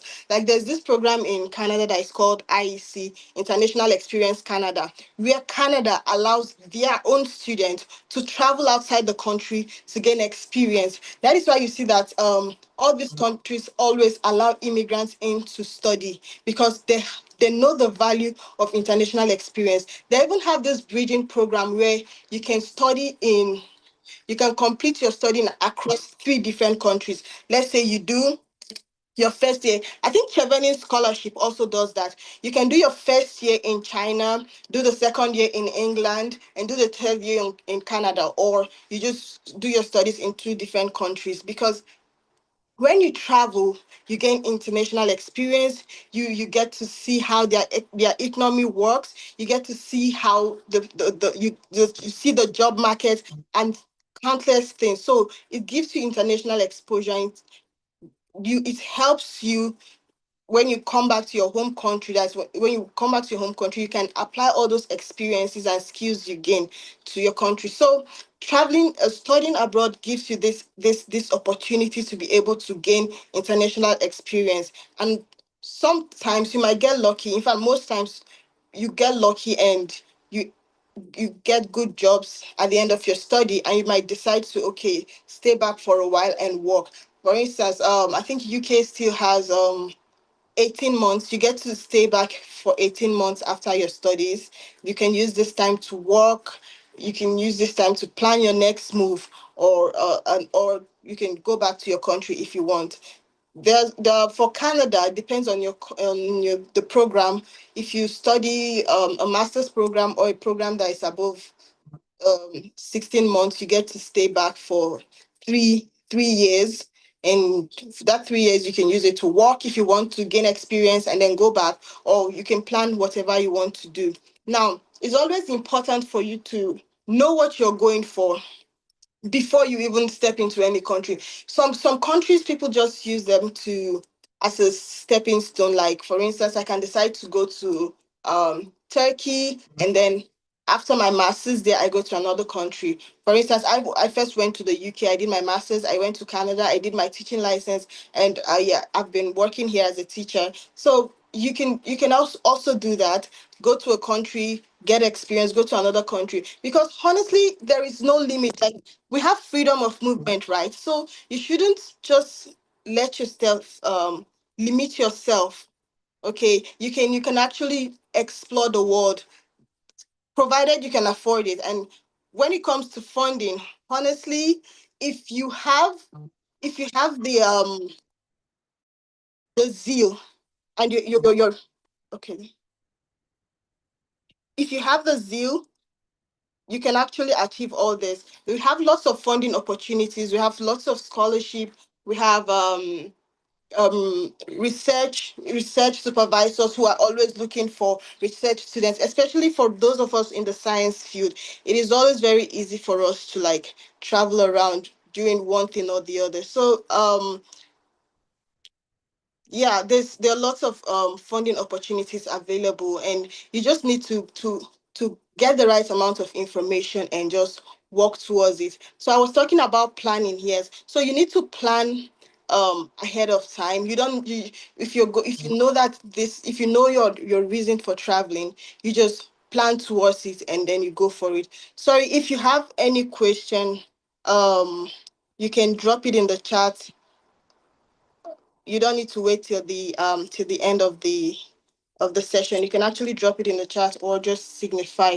So that's it on your opportunities. Like, you the post study work permit. You have There's for some countries, you can actually, if you study there, you can actually get your residency after a number of years or some experience and all that. So just know what you're going for, know the reason for your travel, and just work towards it. Some people travel because they just want to get the certification and go back home. Some want to get their certification, get experience, and go back home. Some want to get the certification, get experience, and build their life there. So whatever it is you want to do, you just work towards it and get the right amount of information. And yes, like Mr. Emmanuel said, there is no limit to what you can achieve. You can do all things through just get the right information and work towards it. That's pretty much all it takes to succeed in life. So I think I have to stop now. I've taken so much of your time. So if you have any question, please feel free to ask or drop the question in the comment. Thank you so much for your time and everything. Thank you very much, Mrs. Baba Victoria. Thank you for that beautiful session. If you are joining us here, if you go to our Twitter page, I'll share the link in the comment section. We have had different lives on study abroad. We even started a series, Beyond Borders, that talked about your documents you need, different type of masters, post-study work visas, and all of those things that you have to know, the different countries as well. You know, while I celebrate our speakers because there's no much time, and yet they're able to dish out as much as they can to ensure that you get the basics, you get the idea, you get the inspiration and the motivation to know that you can actually do anything if you decide to and if you are ready to, right? So I will share the link that you can head over to our Twitter page when you're less busy, or our YouTube channel, and watch the videos on Study Abroad. Thank you very much, Ms. Victoria. Like we rightly said, questions at the end of the section, or rather the session. If you have any questions and you feel like you might forget, you can just type it in the comments session. That's what that place is for. Okay. And when it's time, I'll go through it and you definitely get your questions answered. So we are moving on to the next speaker. This is the last speaker for today. Tomorrow we have a set of speakers as well. We'll talk about that at the end of the session. This is the last speaker for today, and the topic is financial wisdom for engineers. I mean, even if you're not an engineer, everybody needs financial wisdom. We need to know how to manage money as you are young, because most of the money mistakes we make, often make them when we are young. And there's no curriculum in your school, or rather, there's no subject, no course in your school's curriculum that teaches you financial literacy or financial management. That's why I see that there are a lot of coaches online. Everybody wants to let you know how to manage finance because it's a general problem. And we need to know how to handle it while you are young, so that when you start, so that as you are building the career and the dream of your life, you know how to manage your money, right? Somebody says that being rich is one thing, being wealthy is another thing. You can have a lot of money, and at the same time, when that source of money is taken away, what's left afterwards? You realize that a lot of people do not have anything to show after taking their source of income away. By source of income, I mean a job that they have or a gig. Some persons are remote workers. If that remote job today, they decide that, oh, we no longer need your services, of course, you can always apply for another job, but you have something to sustain you for the next 6 months, next 3 months before you get another. So the person that we are calling today has built a company from scratch. And this company is well known in the UK and in Nigeria, and is solely dedicated to helping young individuals gain global relevance and career. And it has over 10 departments, from CV building, job application, study abroad, OSCE, what's this thing called? Sorry, excuse me. OSCE. You also have your CBT department. In fact, I can list on and on. It's more like a one-stop, I don't even say one-stop shop, but one-stop organization for everything concerning achieving a global career, concerning relocating abroad as a medical professional, concerning studying abroad, and just getting the best opportunity that is out there for you. So we have no other than the CEO of Express Med Global Services himself, Boss Otaigbe Ehis. So I know I saw your face just now. I'm very certain I saw your face just now. Okay. So if you can hear me. Yeah, of course, I can hear you loud and clear. Thank you so much, Mrs. Daisy, for this powerful, insightful session. And first and foremost, let me appreciate all our speakers for today. I most sincerely appreciate everyone that have spoken in tonight's session. It has been an inspiring segment. Sometimes I just wonder how I wish we can be roll back the time so that we can also enjoy this moment. Many of us never got this opportunity. If you speak with Engineer Charles, if you speak with Sir Emmanuel, and even Mrs. Vicky, they will tell you that categorically they never got this opportunity that many of us are getting right now. and these are life-transforming opportunity. Now, standing on the existing protocol, I want to introduce my subject. But before then, I want to sincerely appreciate the staff and management of UNIZIC and also Lead University for making this session possible. It's one thing to be ready to make an impact. It's another thing to have people who are committed to be able to gain from those impacts. So we sincerely appreciate you for putting this session together. We understand very well many of your executives, especially for the various student body, did a whole lot in order for us to be able to show up on this session. So we appreciate you. And to EMGS, who were able to convey this segment, we also appreciate you because, as we all know, it takes genuine interest to be able to support people, for people to have this sort of thinking. So we appreciate every one of you that make our time to be here. Now, tomorrow is going to be a bomb. Today is more like a tip of the iceberg. So we have more speakers lined up for tomorrow. So if you have gained a little from today's session, prepare for tomorrow, and trust me, you will be able to gain insights. Our speakers will be well prepared for you. So come with all your questions, and trust me, they will receive answers. Now, tonight's session, I'm going to be speaking on the subject which I tag financial wisdom for young engineers. Now, I understand very well that in as much as ENGS always say every family deserves a representative abroad, and it's your dream to be that representative, what eventually will determine how far you go is not you being the representative of your family abroad. Yes, doing that will give you a sort of an edge. But what will determine how far you go is what you do with the money you will eventually earn. Like Sir Charles said, you don't wait for opportunity on when the opportunity is available. You prepare ahead of it.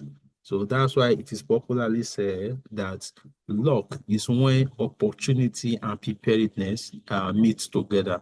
So we sincerely do hope today that somebody is going to be lucky as a result of an encounter with EMGS brand and all our wonderful speakers in today's session. Now, to begin, I want you to have a deep reflection. Think about what usually will set you and your colleagues apart between now and the next 40 years. So reflect on that question. Now you have your colleague that all of you are schooling together. In a space of 20 to 30 to 40 years, there are going to still be the same set of persons, but there will not be people in different case system, people in different classes. There will be the rich, the affluent, and then there will be the poor ones. Now, the decision you take today is going to determine which of those classes you will be, whether you are going to be among the rich, the affluent, or you are going to be among the poor ones. I heard somebody say, God forbid. Yes, it's true, God will forbid. But God will only forbid if you choose to do something about your situation. Remember, God never will come down from heaven to come and solve your problem. So at some point, you need to do something about your situation. Now, as young engineers, many of you will have criticized your parents and say, oh, why is my parents poor? Why are they not able to meet handsmates? Why is their case not special? There is a neighbor of mine who is very rich and so on and so forth. Why is it that my case is this? Now you have your opportunity. Now you're already carving a niche for yourself. In a space of 20 years from now or 40 years from now, somebody is going to ask you, Daddy, why did you do this? Or why did you make this decision? Or why are you like this?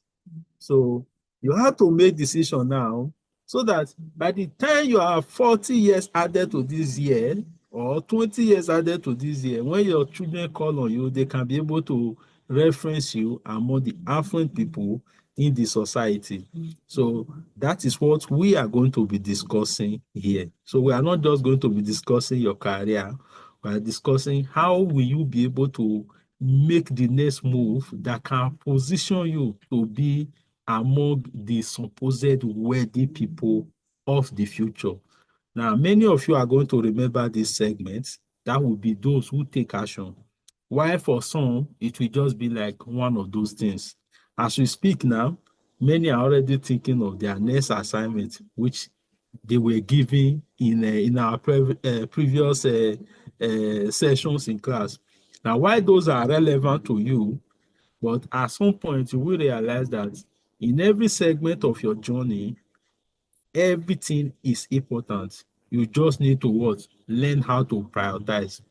Now, leaving that aside, even as a student, you will observe that we make some financial decisions that in a way we go a long way to either make us or mar us. Now you might be wondering, I don't have so much, so what is he talking about? I'm only relying on my parents for everything. So how does this topic even relate to me? It relates to you because today you know, tomorrow you know not. But in order for tomorrow to be better than today, you have to start doing something about it. Otherwise, nothing is going to change about your situation. So you may most likely just be like your parents, except that you have a degree. So I believe that you will want to make that change. And then how do you make that change? There are certain mistakes that we do tag and associate with most students, whether you are just finishing your program or you are still in the active part or phase of your schooling. Now, number one is oftentimes as students, we want to spend, we want to make expenses to impress people. We want to show off. Now, why this is important, you must also realize that the future matter more than what you can be able to um, um, look at today. So we must be very careful so that we don't fall in the trap of showing off to people that don't necessarily even care. Because trust me, in a space of 2, 3, 4, 5 years, those people you are seeing today that are your classmates, many of you will not even remember each other again, unless something very, very important need you to go and reach out to the next person. Otherwise, everybody will move on. So you either choose to be building your future now silently, or you want to show off to your colleagues who don't really care, or who act to you as if they care, but truthfully, they don't really care so much. Now, many of us also made the mistake of buying liabilities. Now, of course, the knowledge of liabilities, I will take my time to explain that for us later on. Now, many of us buy liability as a result of lack of knowledge. Now, if you look at some of the gadgets you are using today, in as much as I do encourage that you should be able to have the best of stuff for yourself, but there is what they call timing for everything. Timing for everything.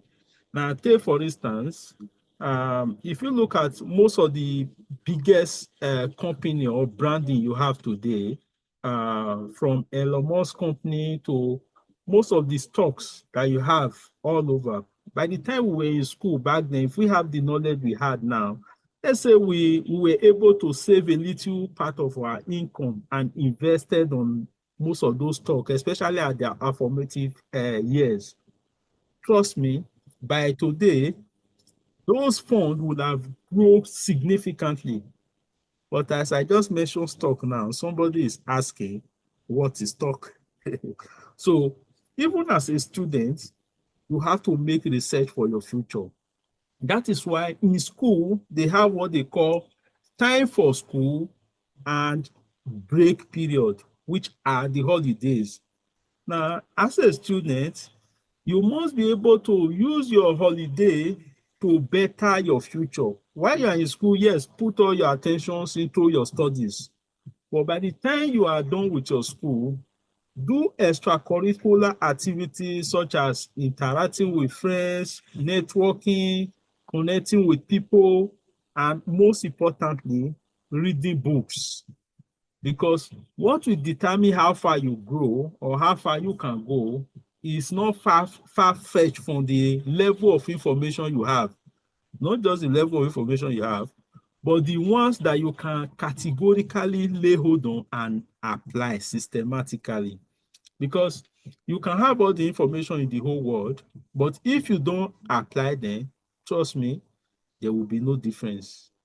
So it's still not a thing of, oh, you must read books, but you must be able to apply what you have read. Now, when we say read books, I'm not telling you to read novels. I'm not telling you to read engineering textbooks. Why these books are very essential to your future, read them during the period of your schooling. When you go for holiday, focus your attention on self-help book. Now, the world has gone global to the point that AI makes things so easy for us. So if you go to AI today and say, AI, list for me top self-help book for beginners that can help me to be ready tomorrow, AI is going to make recommendation for you. Start with one and start reading. By the time you start reading one, if the first one you choose is not interesting to you, go for another one. By the time you do this consistently, trust me, your interest will begin to shift, and then you begin to see opportunity where there seem to be none. Because eventually, what will determine whether you will be rich or wealthy is not how much you earn, it's how much you are able to make do with the little you earn. That is why in today's world, you will see two categories of person, one earning so much, while the other one is barely earning much. But yet, even the one that is barely earning much, if he plans his future properly, he can be able to meet up far better than the one that is earning so much. Because financial stability is not necessarily in how much you earn, but how much you are able to do with what you are earning. So many of you will be thinking now, for me, I am a student. I am not earning anything. All I get is from my parents. So where will the money come from in the first place? Now, there's a popular saying that a student that does well in Nigeria, chances are if he goes to Canada, Australia, UK, wherever, he will also do greatly. And what does that simply mean? It means that even the little you are having now as an income, the little savings from the parents' money or the money that your parents are giving to you, the little you are able to do with them will determine what you will also do with the bigger money when they start coming. So the workload start from now while you are still a student. You don't have to wait till when it's too late or when you are now working full time before you can begin to act on your future. Now, if you don't have all the money now, start preparing your mind, start building your mindset, so that by the time the money comes, it will meet a prepared mindset. Now, there is nothing that will be more devastating that will have to happen to a man than for big opportunity to meet an unprepared mind. That's when you see some persons, when they win lottery, you've heard that somebody won a lottery of 5 point something million dollars. And eventually, after a few years, they still go broke. You know why? Because they got those money, yes, but they were not financially prepared to know how to spend those money. So you have to prepare yourself financially in order for you to be able to thrive well into this economy and even tomorrow's economy. Now, there are 4 stages of money that you should be able to focus on, even as a student. You will start learning it now, even when you are still very young, so that by the time it is 2 years, 3 years, 4 years, 5 years after your graduation, all these things will have already internalized. They are part of you. Now, everybody begin with stage 1, which is what? N. So irrespective of your category, whether you are an entrepreneur, you are not entrepreneur, you are a student, you are not a student, or you've graduated, you are working, you are not working, you begin with stage 1, which is what? N. So at some point, you are going to earn something. Whether the money is big or is small, trust me, you are going to earn something. Now, many stop at the stage of earning, while some move to the next phase. And what is the next phase? The next phase is the phase of saving. And you have your income to you. It's your duty to control that income by saving some part of that money for yourself. So you can see it moves steadily. And you save, and then you don't just stop there by any saving. You have to be able to move to the next phase, which is the phase of investment. Now, nobody starts investing without knowledge. How do you gain knowledge? Again, it comes through book. AI has made it so easy for us. So you must be able to not just rely on the fact that you have savings accrue to your account. You must be able to start learning how to invest this money. But the problem is, many of us don't even have money to save. Neither do we have any to invest. But trust me, if you start building your knowledge now, even as a student, by reading books, by asking yourself, how did Otedola become Otedola? How did Dangote become Dangote? By reading autobiography of these great men, you will now begin to gain insight. You will begin to gain knowledge. You will be preparing yourself for the greater future. And then the last phase of it, which is the part that that makes the whole journey sweet, is the part of multiplication. So you begin with earning, you save your income, and you invest part of it, and then boom, there comes what? Multiplication. Now, multiplication don't happen by chance. It happens again by what? Knowledge.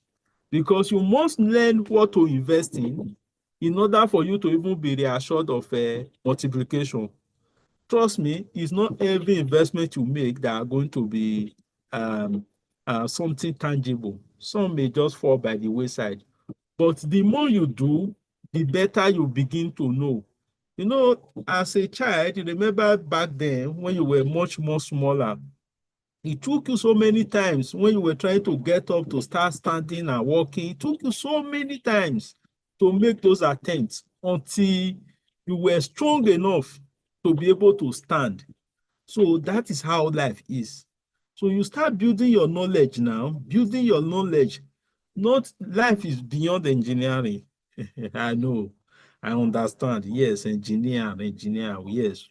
We are also rooting for you as a company. That's why we are coming to you. But life goes beyond the engineering field.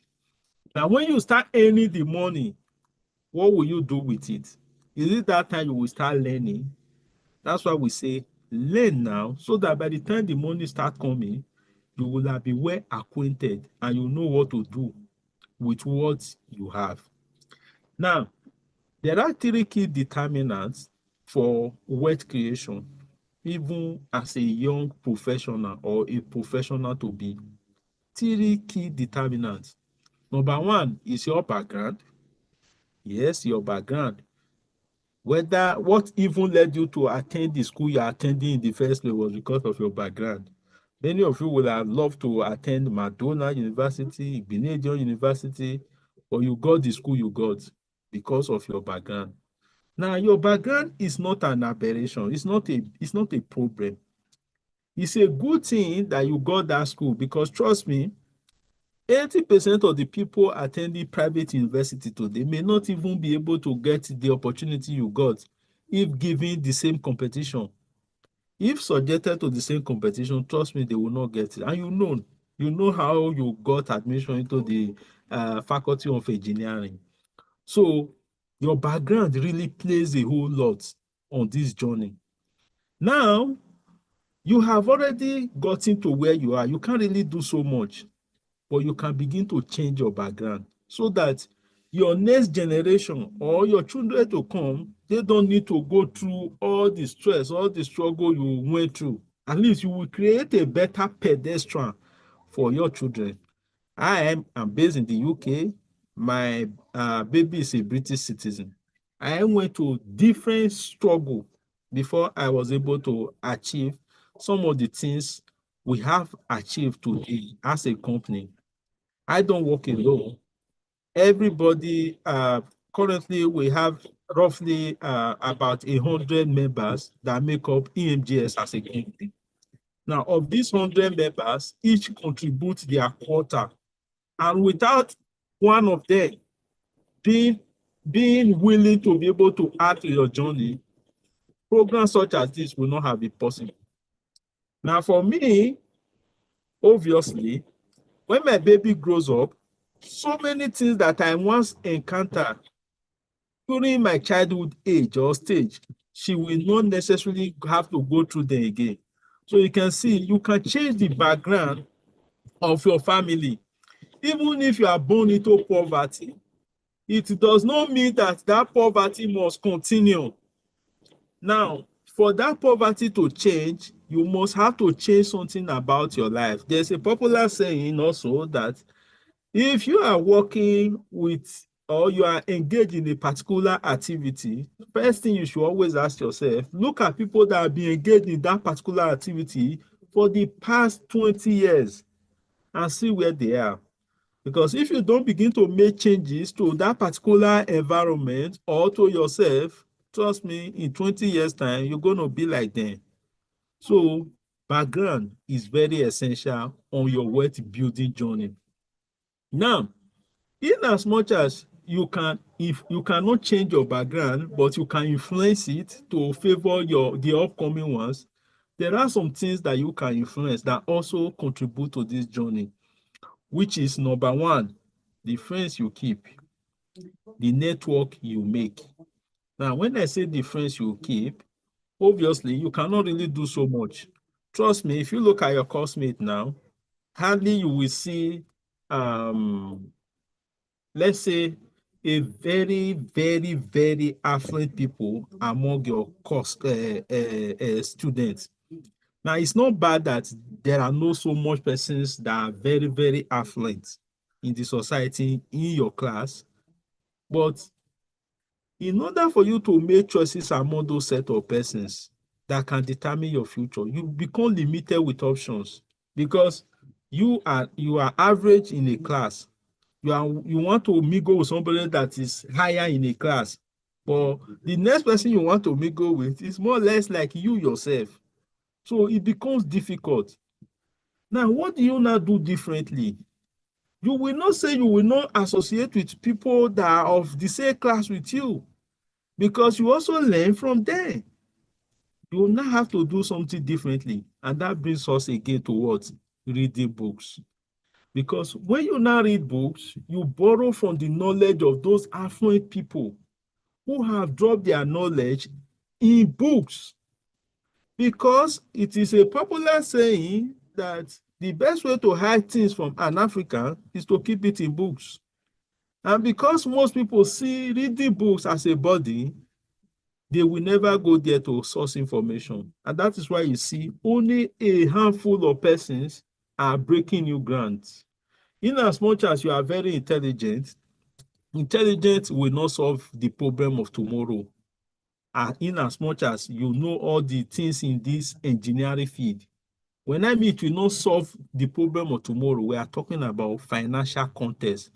So intelligence is good, but for you to be able to make a difference in your future, you have to have financial intelligence or financial wisdom. And that is where, again, book come in. Now, what is the other three things that make determine whether you'll be wealthy or not? Of course, what we have been talking about so far, the book you read. So, if you don't take anything away in today's session, we appeal to you. You don't have all the time in the world.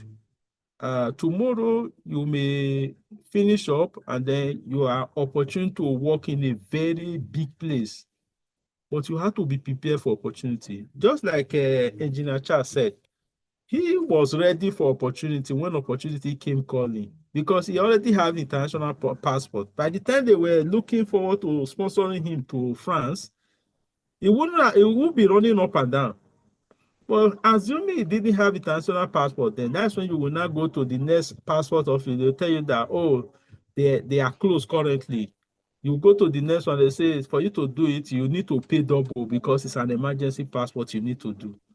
And this will make you to lose hope. So please, opportunity meets those who are prepared. So you have to be prepared for your opportunity. Now, as an engineer, your greatest asset is not your certificate, it's not your degree. Yes, they are important. Your certificates are important. Your grades are important. But also remember that most of the top billionaires today, they did not finish their program. I'm not telling you not to finish your program. Come on, study your books. So some of the things that are going to determine how far you go are your knowledge, your skills, your reputation, your network, your health, and your ability to solve problems. Now, all these things that I have mentioned, your parents may not necessarily know them. You will gather them from different people, from different persons that are experts in these various areas.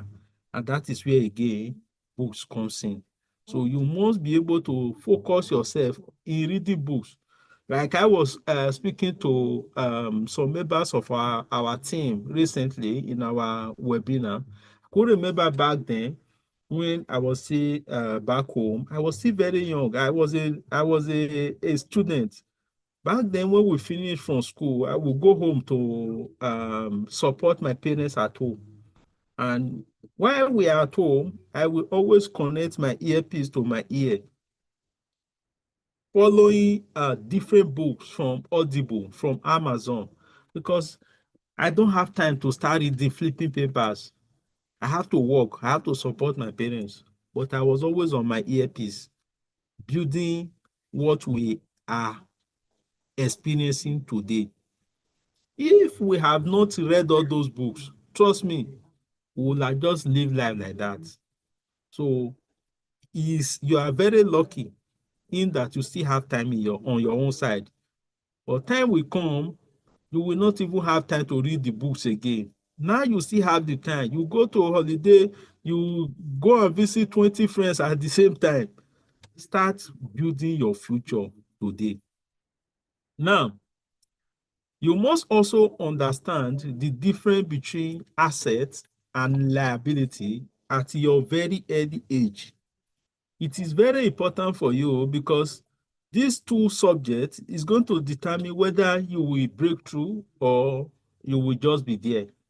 Now, simple definition, according to Robert Kiyosaki, asset is what adds something to you.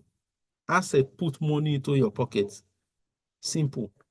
Liability takes money away from you. Asset adds to you, liability takes from you. So if you are buying stock that is generating income to you, that would be an asset. If you are investing in property, that would be an asset as long as they are giving you back. It's not all property that is an asset. Your parents' house is not an asset. They are just spending money there. So you must know the difference between the two.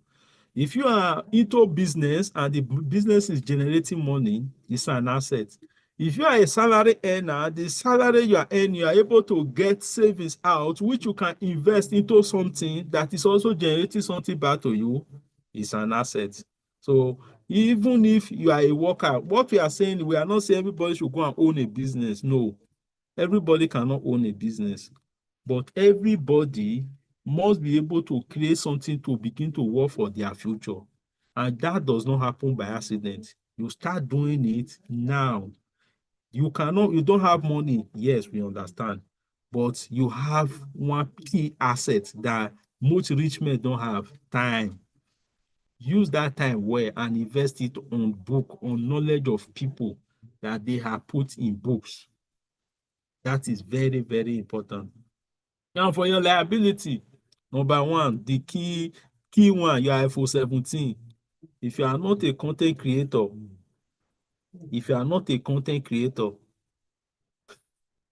I wonder what you are using iPhone 17 for. Unless you are using it to press. So we don't encourage you to press because your future depends on a lot of things. So you must be able to build an asset or wealth that will outlive your generation. Are you going to hand over pressing to your children? So let's leave that by the wayside. So we appeal to you, start thinking of assets. Even as a student, start thinking, what can I do that will increase the little money that was given to me by my parents? Don't go and gamble, because gambling will not solve your problem. Yes, you may maybe win in few moments, but the truth is, how sustainable are those sort of risks? Is it that will make you worthy? So in order to be worthy, it doesn't happen by accident. You must build a solid foundation. Now, if two persons are building a house and you see somebody that is building a bungalow and another person that is building a mansion, the person that is building a bungalow can just start building today, and in a month time they are done with the building. But somebody that is building a mansion, sometimes they can use a whole month to solidify the foundation. That is what you should be doing now, solidifying your foundation for tomorrow. Engineering as a profession is not what will make you wealthy. It is the knowledge that you apply as a result of the little knowledge you gather from this whole journey that will set you apart from your colleagues, so that 20 years from now, you can be able to reflect back and say, yes, I make the right decision for my future. Now, as a student, you must also understand the power of compounding. Remember, when I began this journey, I told us that if we had known the things we knew now, many of our stage now would have been way better than where we are. Now that statement is very important. So if you know the power of compounding, you will know that age is on your side. Because even if you've heard now that Dangote refinery is going to launch very soon, and some of you are saying, oh, how can I invest? It's true that there are the big men have already invested, so you don't really have so much to take. But the truth is, at your age, if you still invest something, 20 years, 30 years from now, it's going to be significant. I was doing some calculation with my wife a few hours ago, and we're looking at some stocks. I was seeing Navida stock at some point, it was like 0.007 at launch. And currently, the stock has grown significantly. And I was saying, imagine somebody had put this particular amount of money in that stock, how big the money will have become now. So compounding reward those who invest early rather than those who invest later in their years. Now you may hear all this knowledge, now you'll be thinking, by the time I grow up, all these things, I will do it. You make the research now, the little you have, start investing it, so that when you grow up, those little will begin to solve problem for you, so that you don't have to work all your life. So they said, he that will take it will take. He that will see it like, oh, this is just a sermon, we also see it as such. But 20 years from now, you may reflect back to this day and say, they told me, oh, I wish I knew, I would have taken actions.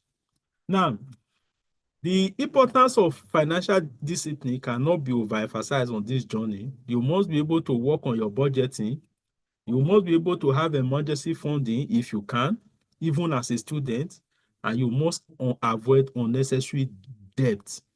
So you should be able to live below your means. Like I said, you don't have to impress anybody. Build your future so that when you grow older, you can be able to visit everywhere you want, anywhere you want, because you can, not because you are being cajoled to. So delay gratification is very, very essential for you, even as a student. So you must know also that currently AI is revolutionizing everything. AI is taking people's jobs. It's taking everybody's jobs. AI. There are some things that many years ago it would take so long to do. I didn't have a presentation for this session. I put a write-up together. While this session was going on, I saw what Mr. Emmanuel did, and I was very impressed. I said, should I not just do a presentation? But I say it's already too late. It's almost time for the meeting, and soon they will call on me. Then my mind flashed back to ChatGPT. I just copy all my write-up and posted it. I say, ChatGPT, turn this thing to a PowerPoint presentation so that I can be able to present it. Boom, it was ready. If I send it to one of you to work on, now you tell me to pay 20,000 naira, 50K. It's 100K. Do you know that we touch it like this? So AI will take many people's job. But you know the people that AI will not take their job?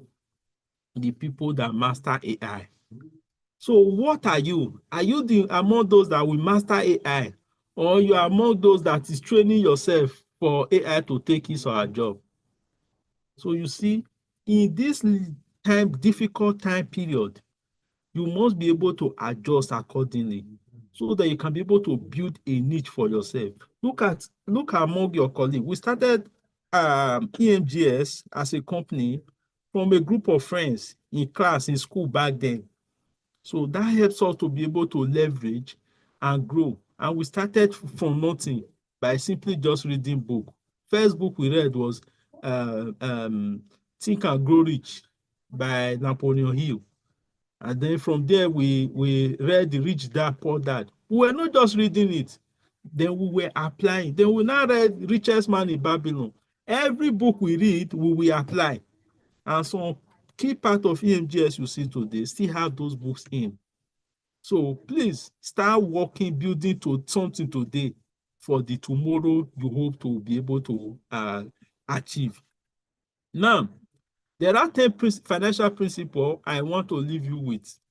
Number one, you should be able to live below your means as a student. Don't impress anybody. If you eventually end up being wealthy, those people that look down on you, they are going to appreciate you. That is just the truth. It is because you don't have so much yet. That's why you are wanting to impress anybody. Anybody that cannot take you for who you are now, don't worry. He will not be able to make any impact on your journey.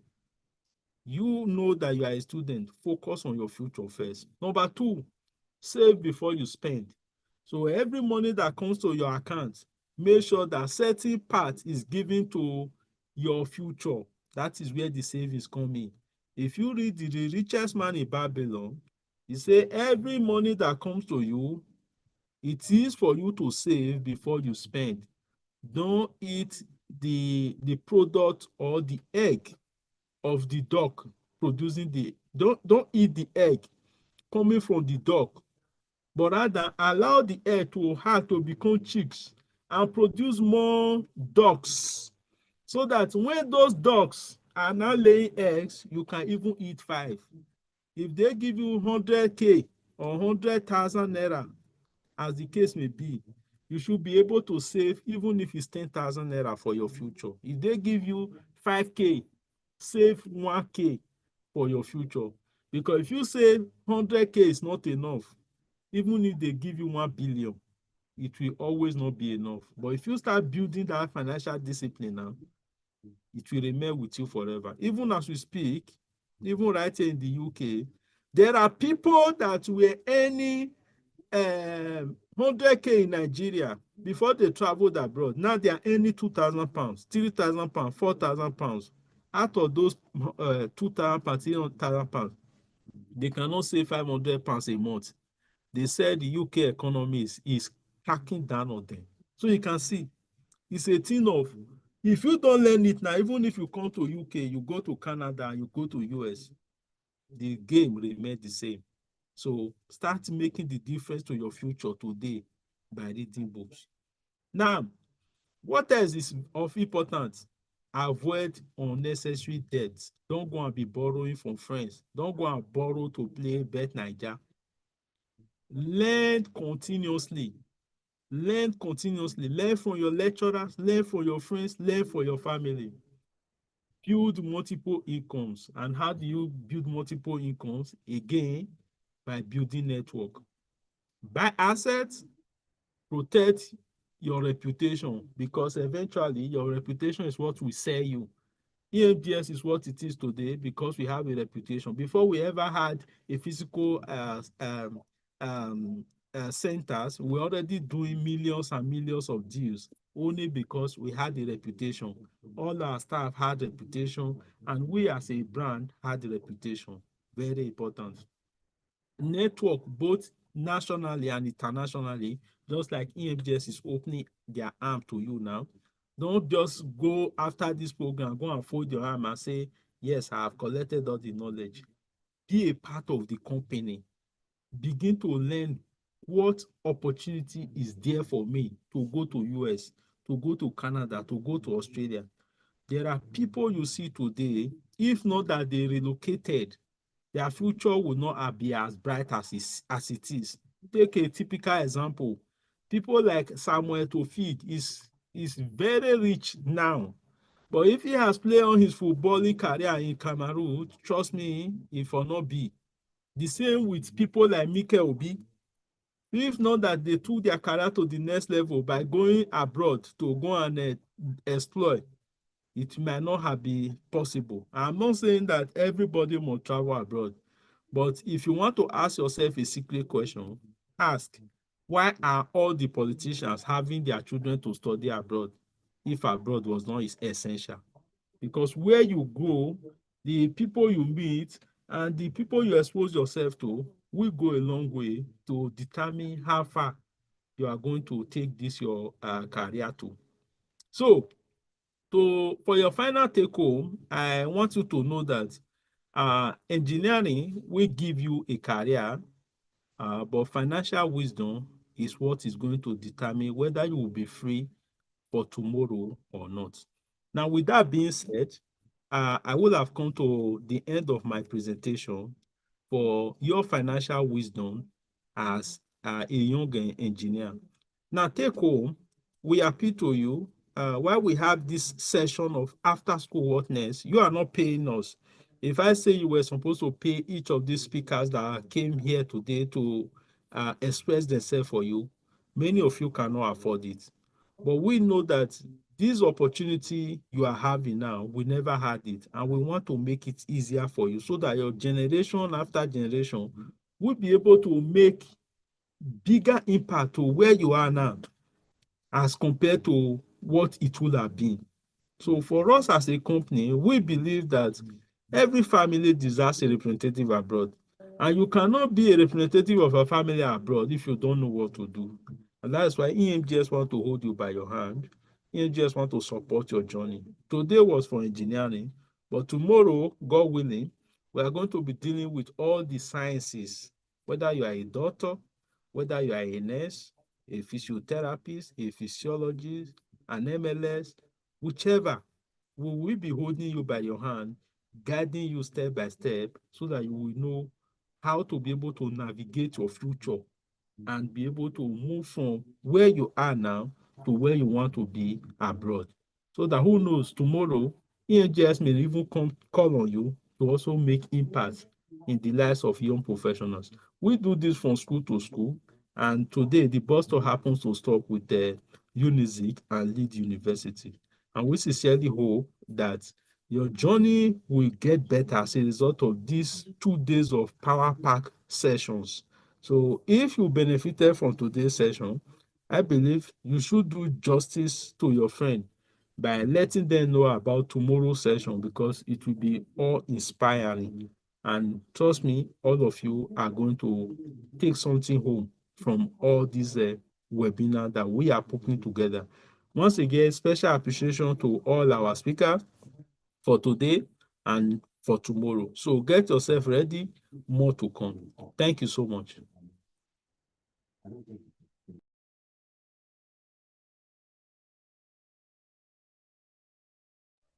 Thank you very much, sir, for that very, very detailed session.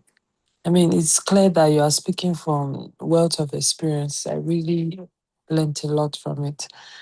I mean, I like the fact that you emphasize on the fact that we don't have to wait to get the huge amount of money to actually start getting the right information and putting ourselves out there to ensure that we build something, we leave a legacy, we leave something for our future and our children um, coming up as well. So we are going to be moving straight to question and answer session.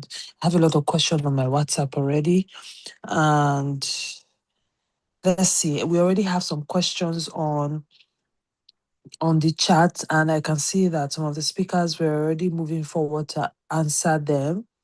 I appreciate that, Mr. Audu. I appreciate that, Engineer Charles Obioha and Miss Vicky. So I'm trying to decide which one to do first. If I should start with the WhatsApp or start with this one. And if you know you have a question and you want to ask, like verbally ask, we have few minutes for that. So I'll give priority to 3 persons. I mean, it's an interactive session, so I think people can ask their question, although we have limited time. But let's start with, if you know you have a question, so get ready. Let me start with the one we have in the chat and I move over to WhatsApp. I'll take it one after the other. First of all, someone asked, okay, I think Miss Vicky has answered this already. Someone asked, can you please recommend 2 countries that offer more affordable opportunities for MSc in nursing and allow dependents to work, I guess. So Miss Victoria answered and said Canada is cracking down on temporary visas, so you need to have a really strong profile and strong home ties to stand a chance. If you don't have this, then you shouldn't risk it. A good number of Nigerians then have already studied. Okay, I think we can all go through that. But if you have a question and you want to ask, you can just raise your hand. I'm looking through the people that are on the live now.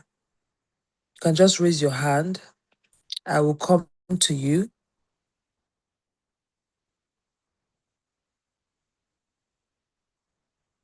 Can we hear me? Just to be sure that we can hear me.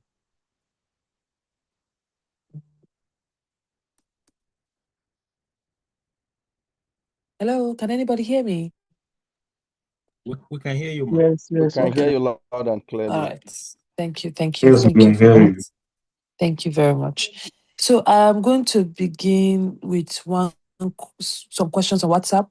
Then I'll take one on the call. Then go back to WhatsApp to and fro. So somebody said, I've been finding it difficult to know relevant certifications to pursue. Okay, this question is based on certifications, right? Somebody wants to know what are the relevant certifications to pursue petroleum engineering. Person is a petroleum engineering graduate. So this question is directed to Mr. Charles Obioha. What are the relevant certifications that I need to pursue a career in petroleum engineering? Okay. So it differs because you're a petroleum engineer does not mean that you can't work in the mechanical engineering sector or the civil engineering sector.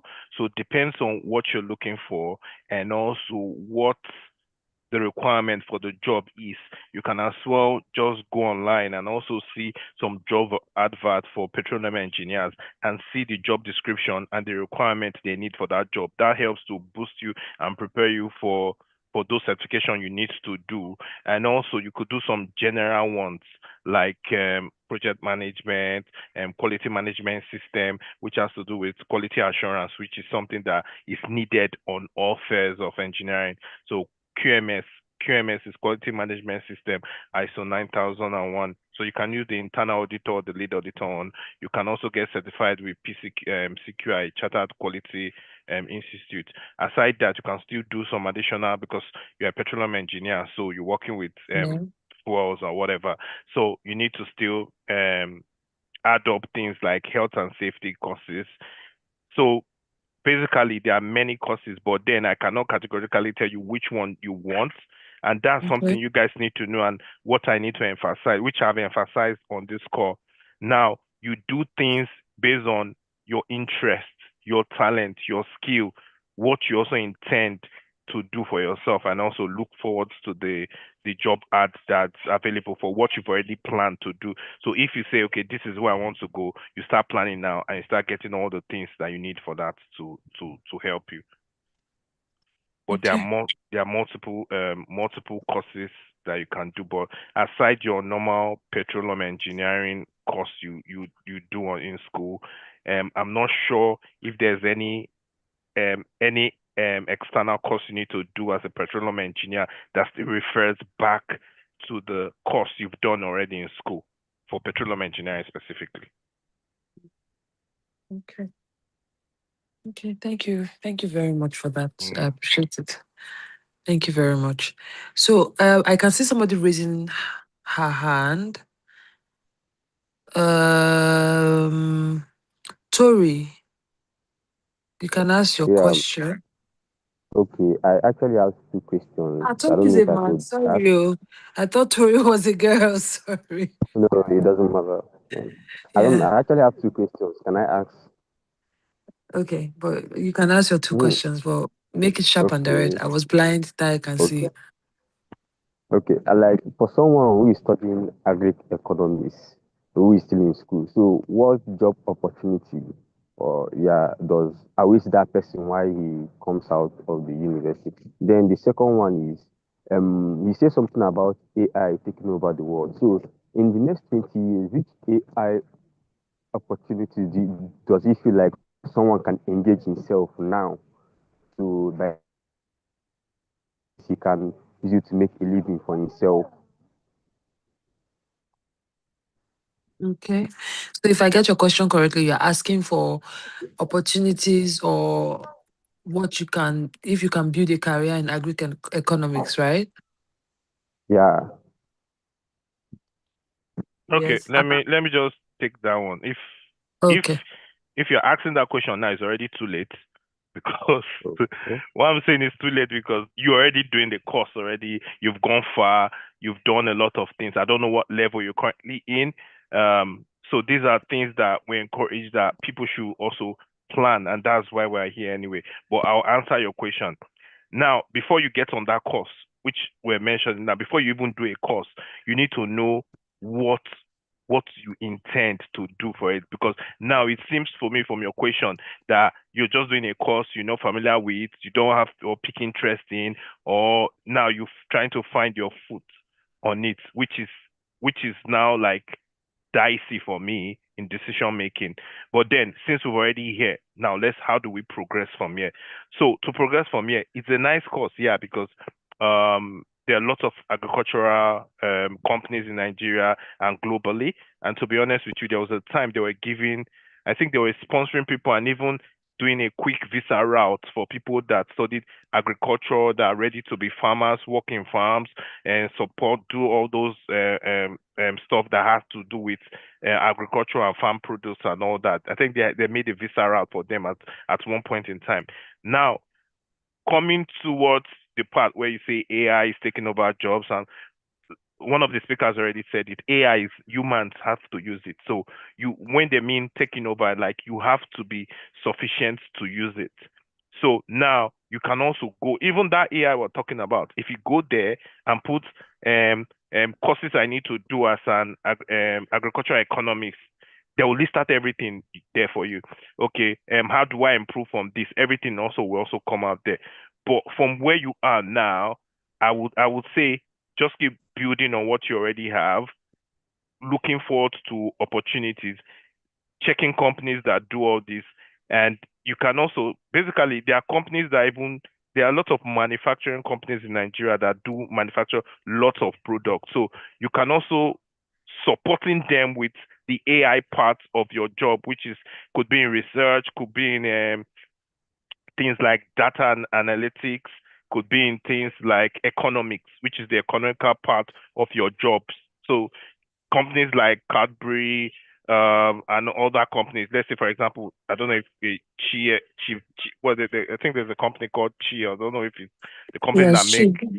that make all those juices and all those stuff, or even if it's just any Nestle, any company that make any product that people eat or drink or whatever the case may be. You are a very good employee for them.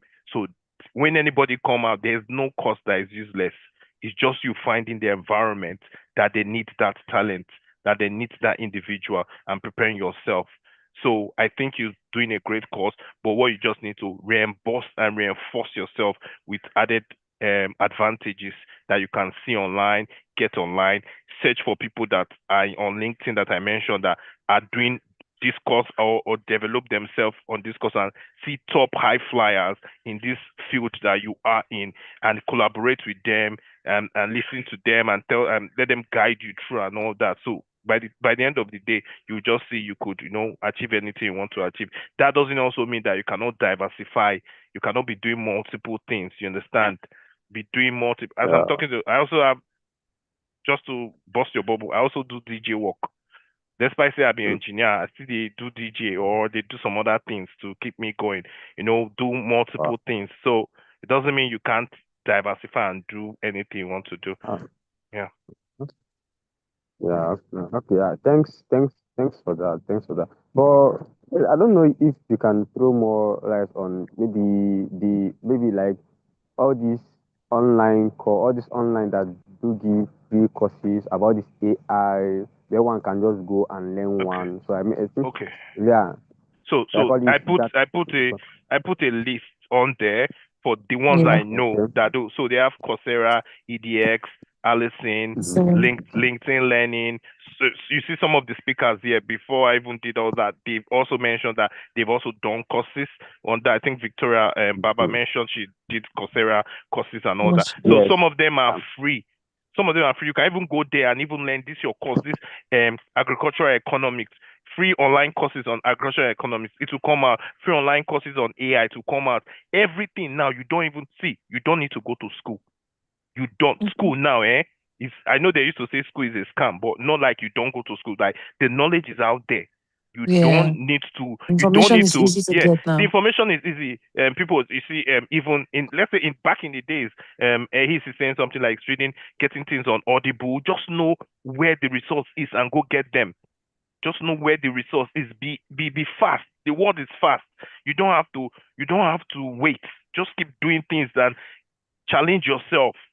It's possible. Anything is possible, and it doesn't even mean there are people that my vice chancellor in my school at one time he did zoology.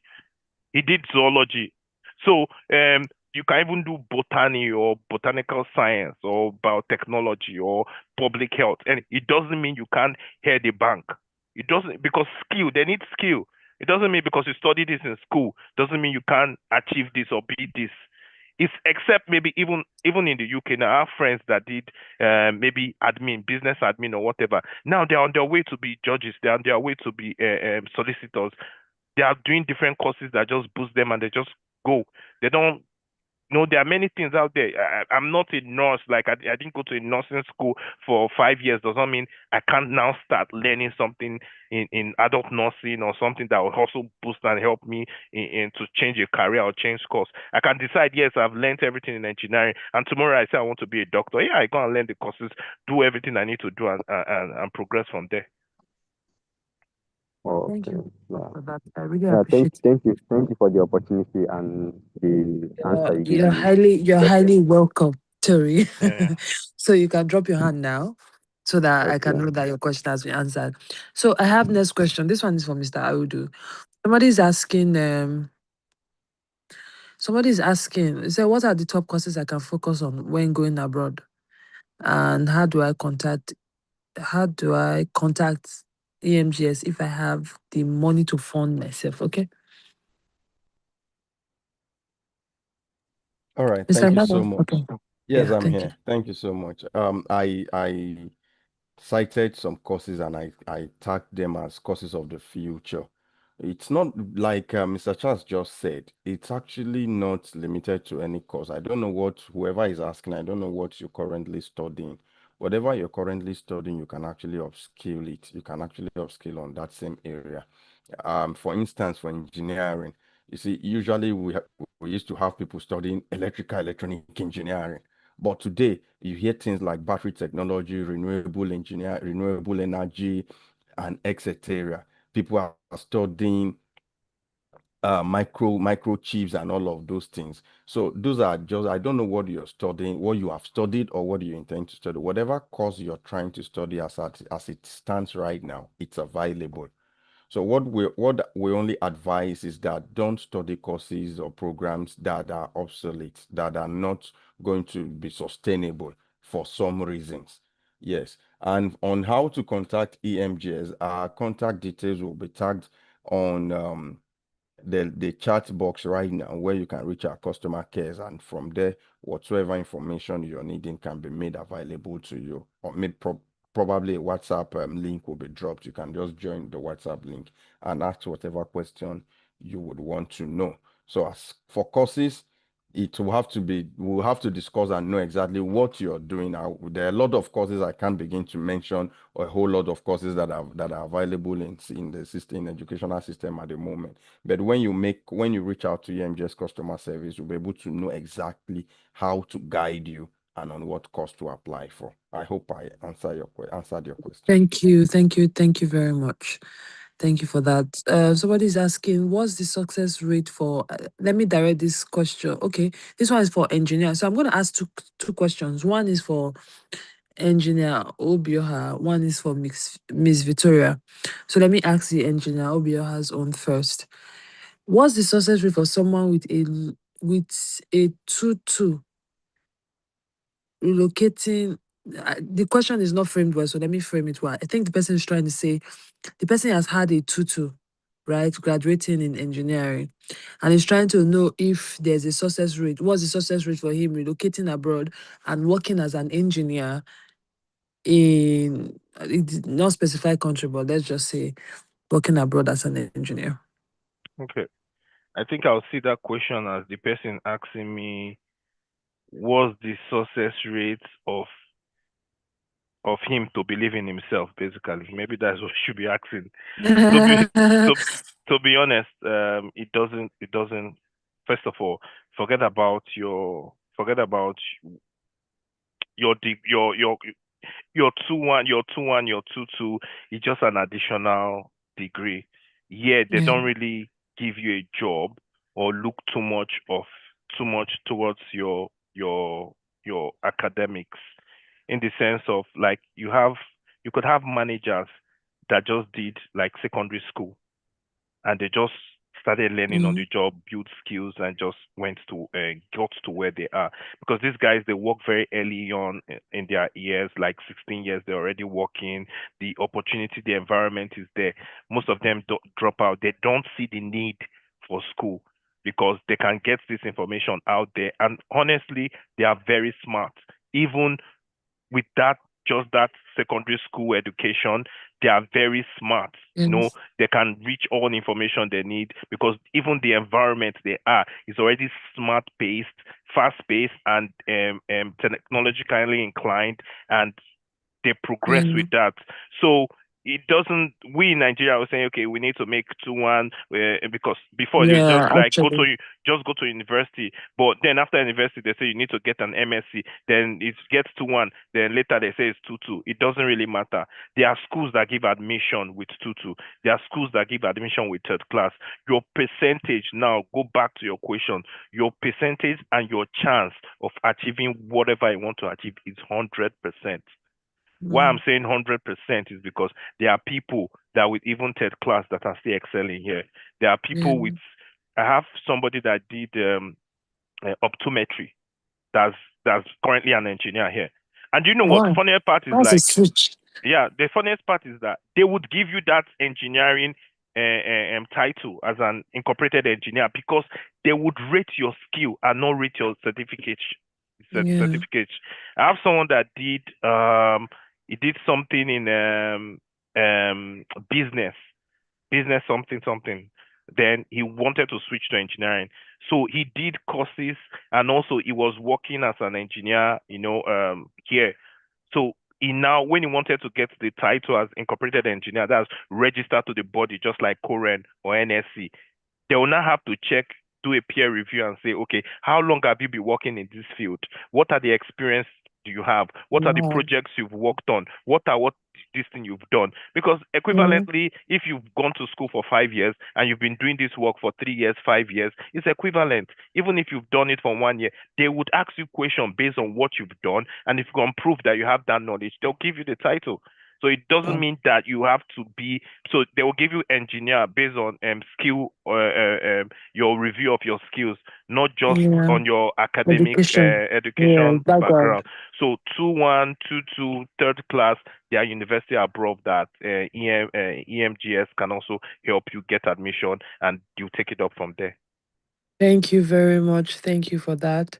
Mrs. Baba Victoria, somebody is asking, what's the best way to secure sponsorship in the UK after studying? This person, okay, after studying in the UK. Another person is asking, I studied physiology. I want to know, like, is there a pathway for physiologists to relocate outside the country? Interesting question. Okay, so in the UK, once you study, you are entitled to 18 months post-study work permit.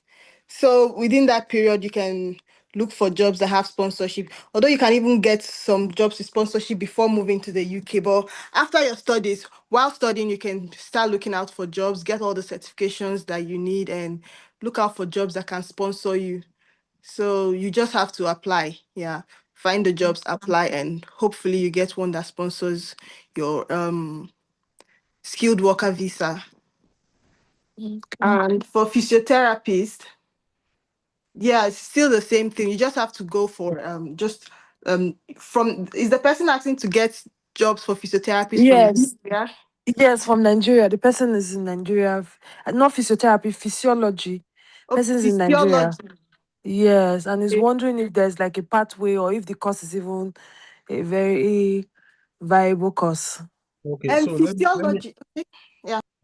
so let me address that question actually Okay, sir. because it's physiology, so it's more like a more of health related. So Yes. when it comes to physiology, everything about relocation abroad has to do with pathway. Now, people don't travel abroad because they want you to travel abroad. People travel abroad because your skills are needed. So that need is very, very essential. So you must kind of work up it. Now, the second thing is for you to be able to travel abroad, don't worry, tomorrow is dedicated to sciences. So we'll be able to address some of these questions tomorrow. So I guess we should reserve this question even.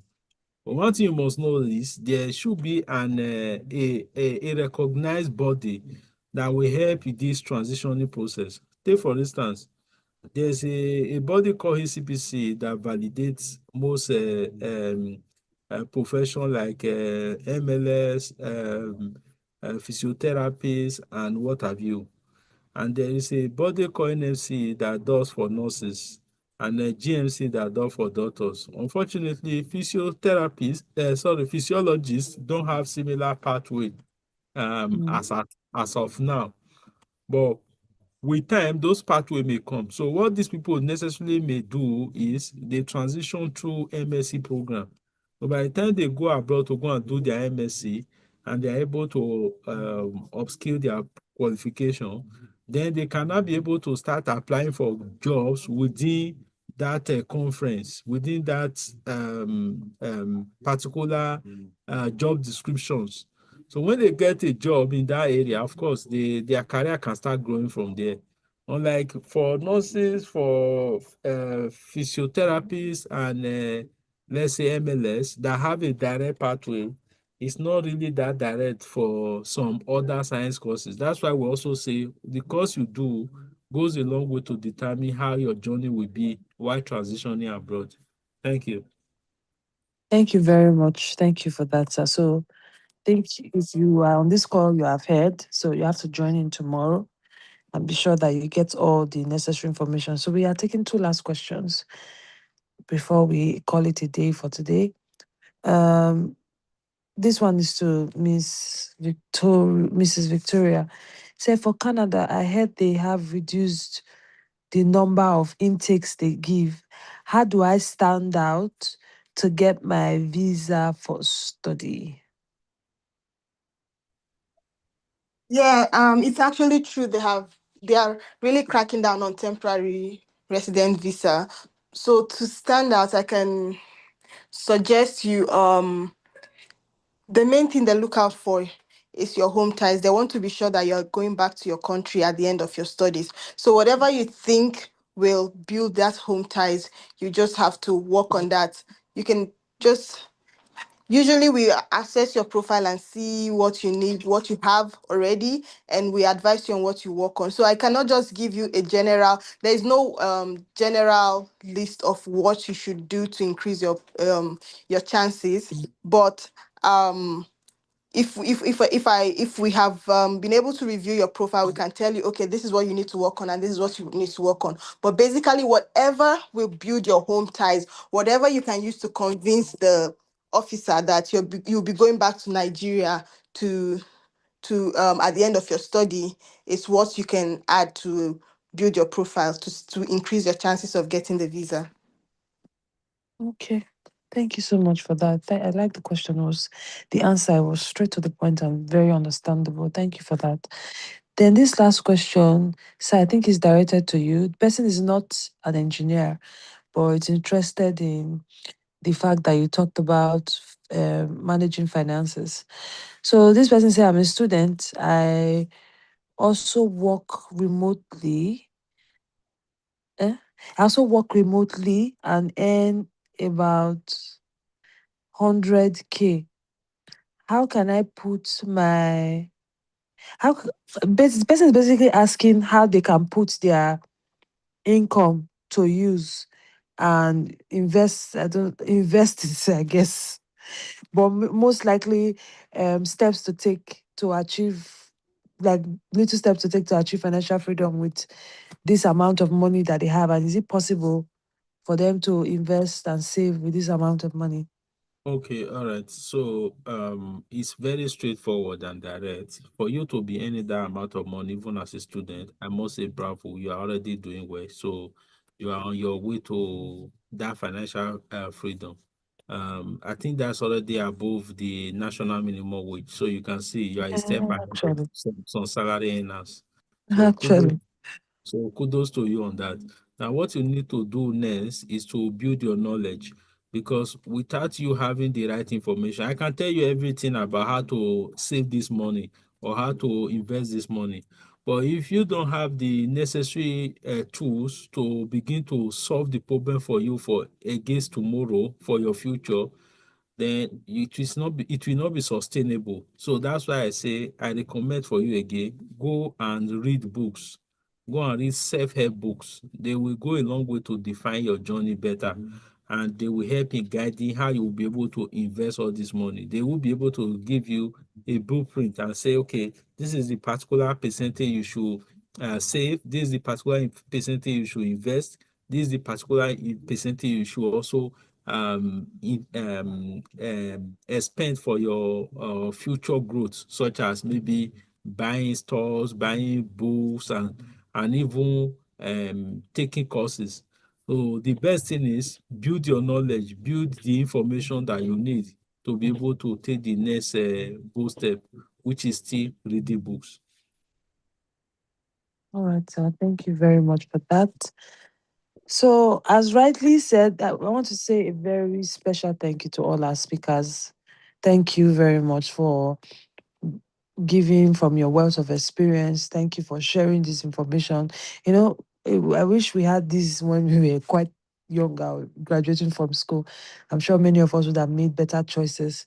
So, you that have joined today, you've heard all of this. What separates you from what will change, or rather, what will make a difference for you after today is how you decide to utilize the information that you have received today. All right. And it's totally within your choice to be the kind of person you want to be, to achieve the kind of results you want to achieve. It's not magic, but there's a process to it, but it's totally possible. So tomorrow we are going to be dealing more on pathway. pathways for different professions, especially in the medical field. So if you have friends, you have relatives in the medical field, be it MLS, physiotherapy, nursing, medicine, whatever, share the link with them, invite them to the WhatsApp so that they can gain knowledge and know how to actually position themselves globally. Thank you for staying from the beginning till now. For everybody listening, we are grateful. I mean, this session would have not been, wouldn't have been possible without you. Thank you for the schools that brought up this beautiful session for you to participate. And I guess we'll call it a night for today. And tomorrow we'll be starting the same time, same Zoom. The link will be shared across in the WhatsApp group chat. So thank you for joining. Have a lovely, lovely evening. And you can let us know if you enjoy. If you are on the WhatsApp group, you can just comment and let us know if you actually enjoyed this session, if you gain knowledge from it, because there's no point doing this if you're not gaining knowledge. So we need feedback to be sure that the reason why we organize this is actually we're actually meeting that objective. So if you gain knowledge, if you enjoyed the session, if you feel like you took something home, you can drop in the comment here or go to the WhatsApp uh, group and drop your comments there. Thank you all for joining and have a wonderful night rest. Goodbye. And just in case anybody is not on the WhatsApp group, the WhatsApp link is already on this comment section. You can use it as quick as possible. Okay. So before the session ends, you can just click on it. Also, there were links shared on study abroad sessions that we have had to talk about relocation. You can also click on those too so that you can be a part of it. Thank you. I can't see the link, Mr. Okay, I've seen it now. Let me paste it on the general platform. So I think we are going to leave this. For the host, I think we are going to leave the session for the next 2 minutes for those that want to click on the links and join the sessions to do so.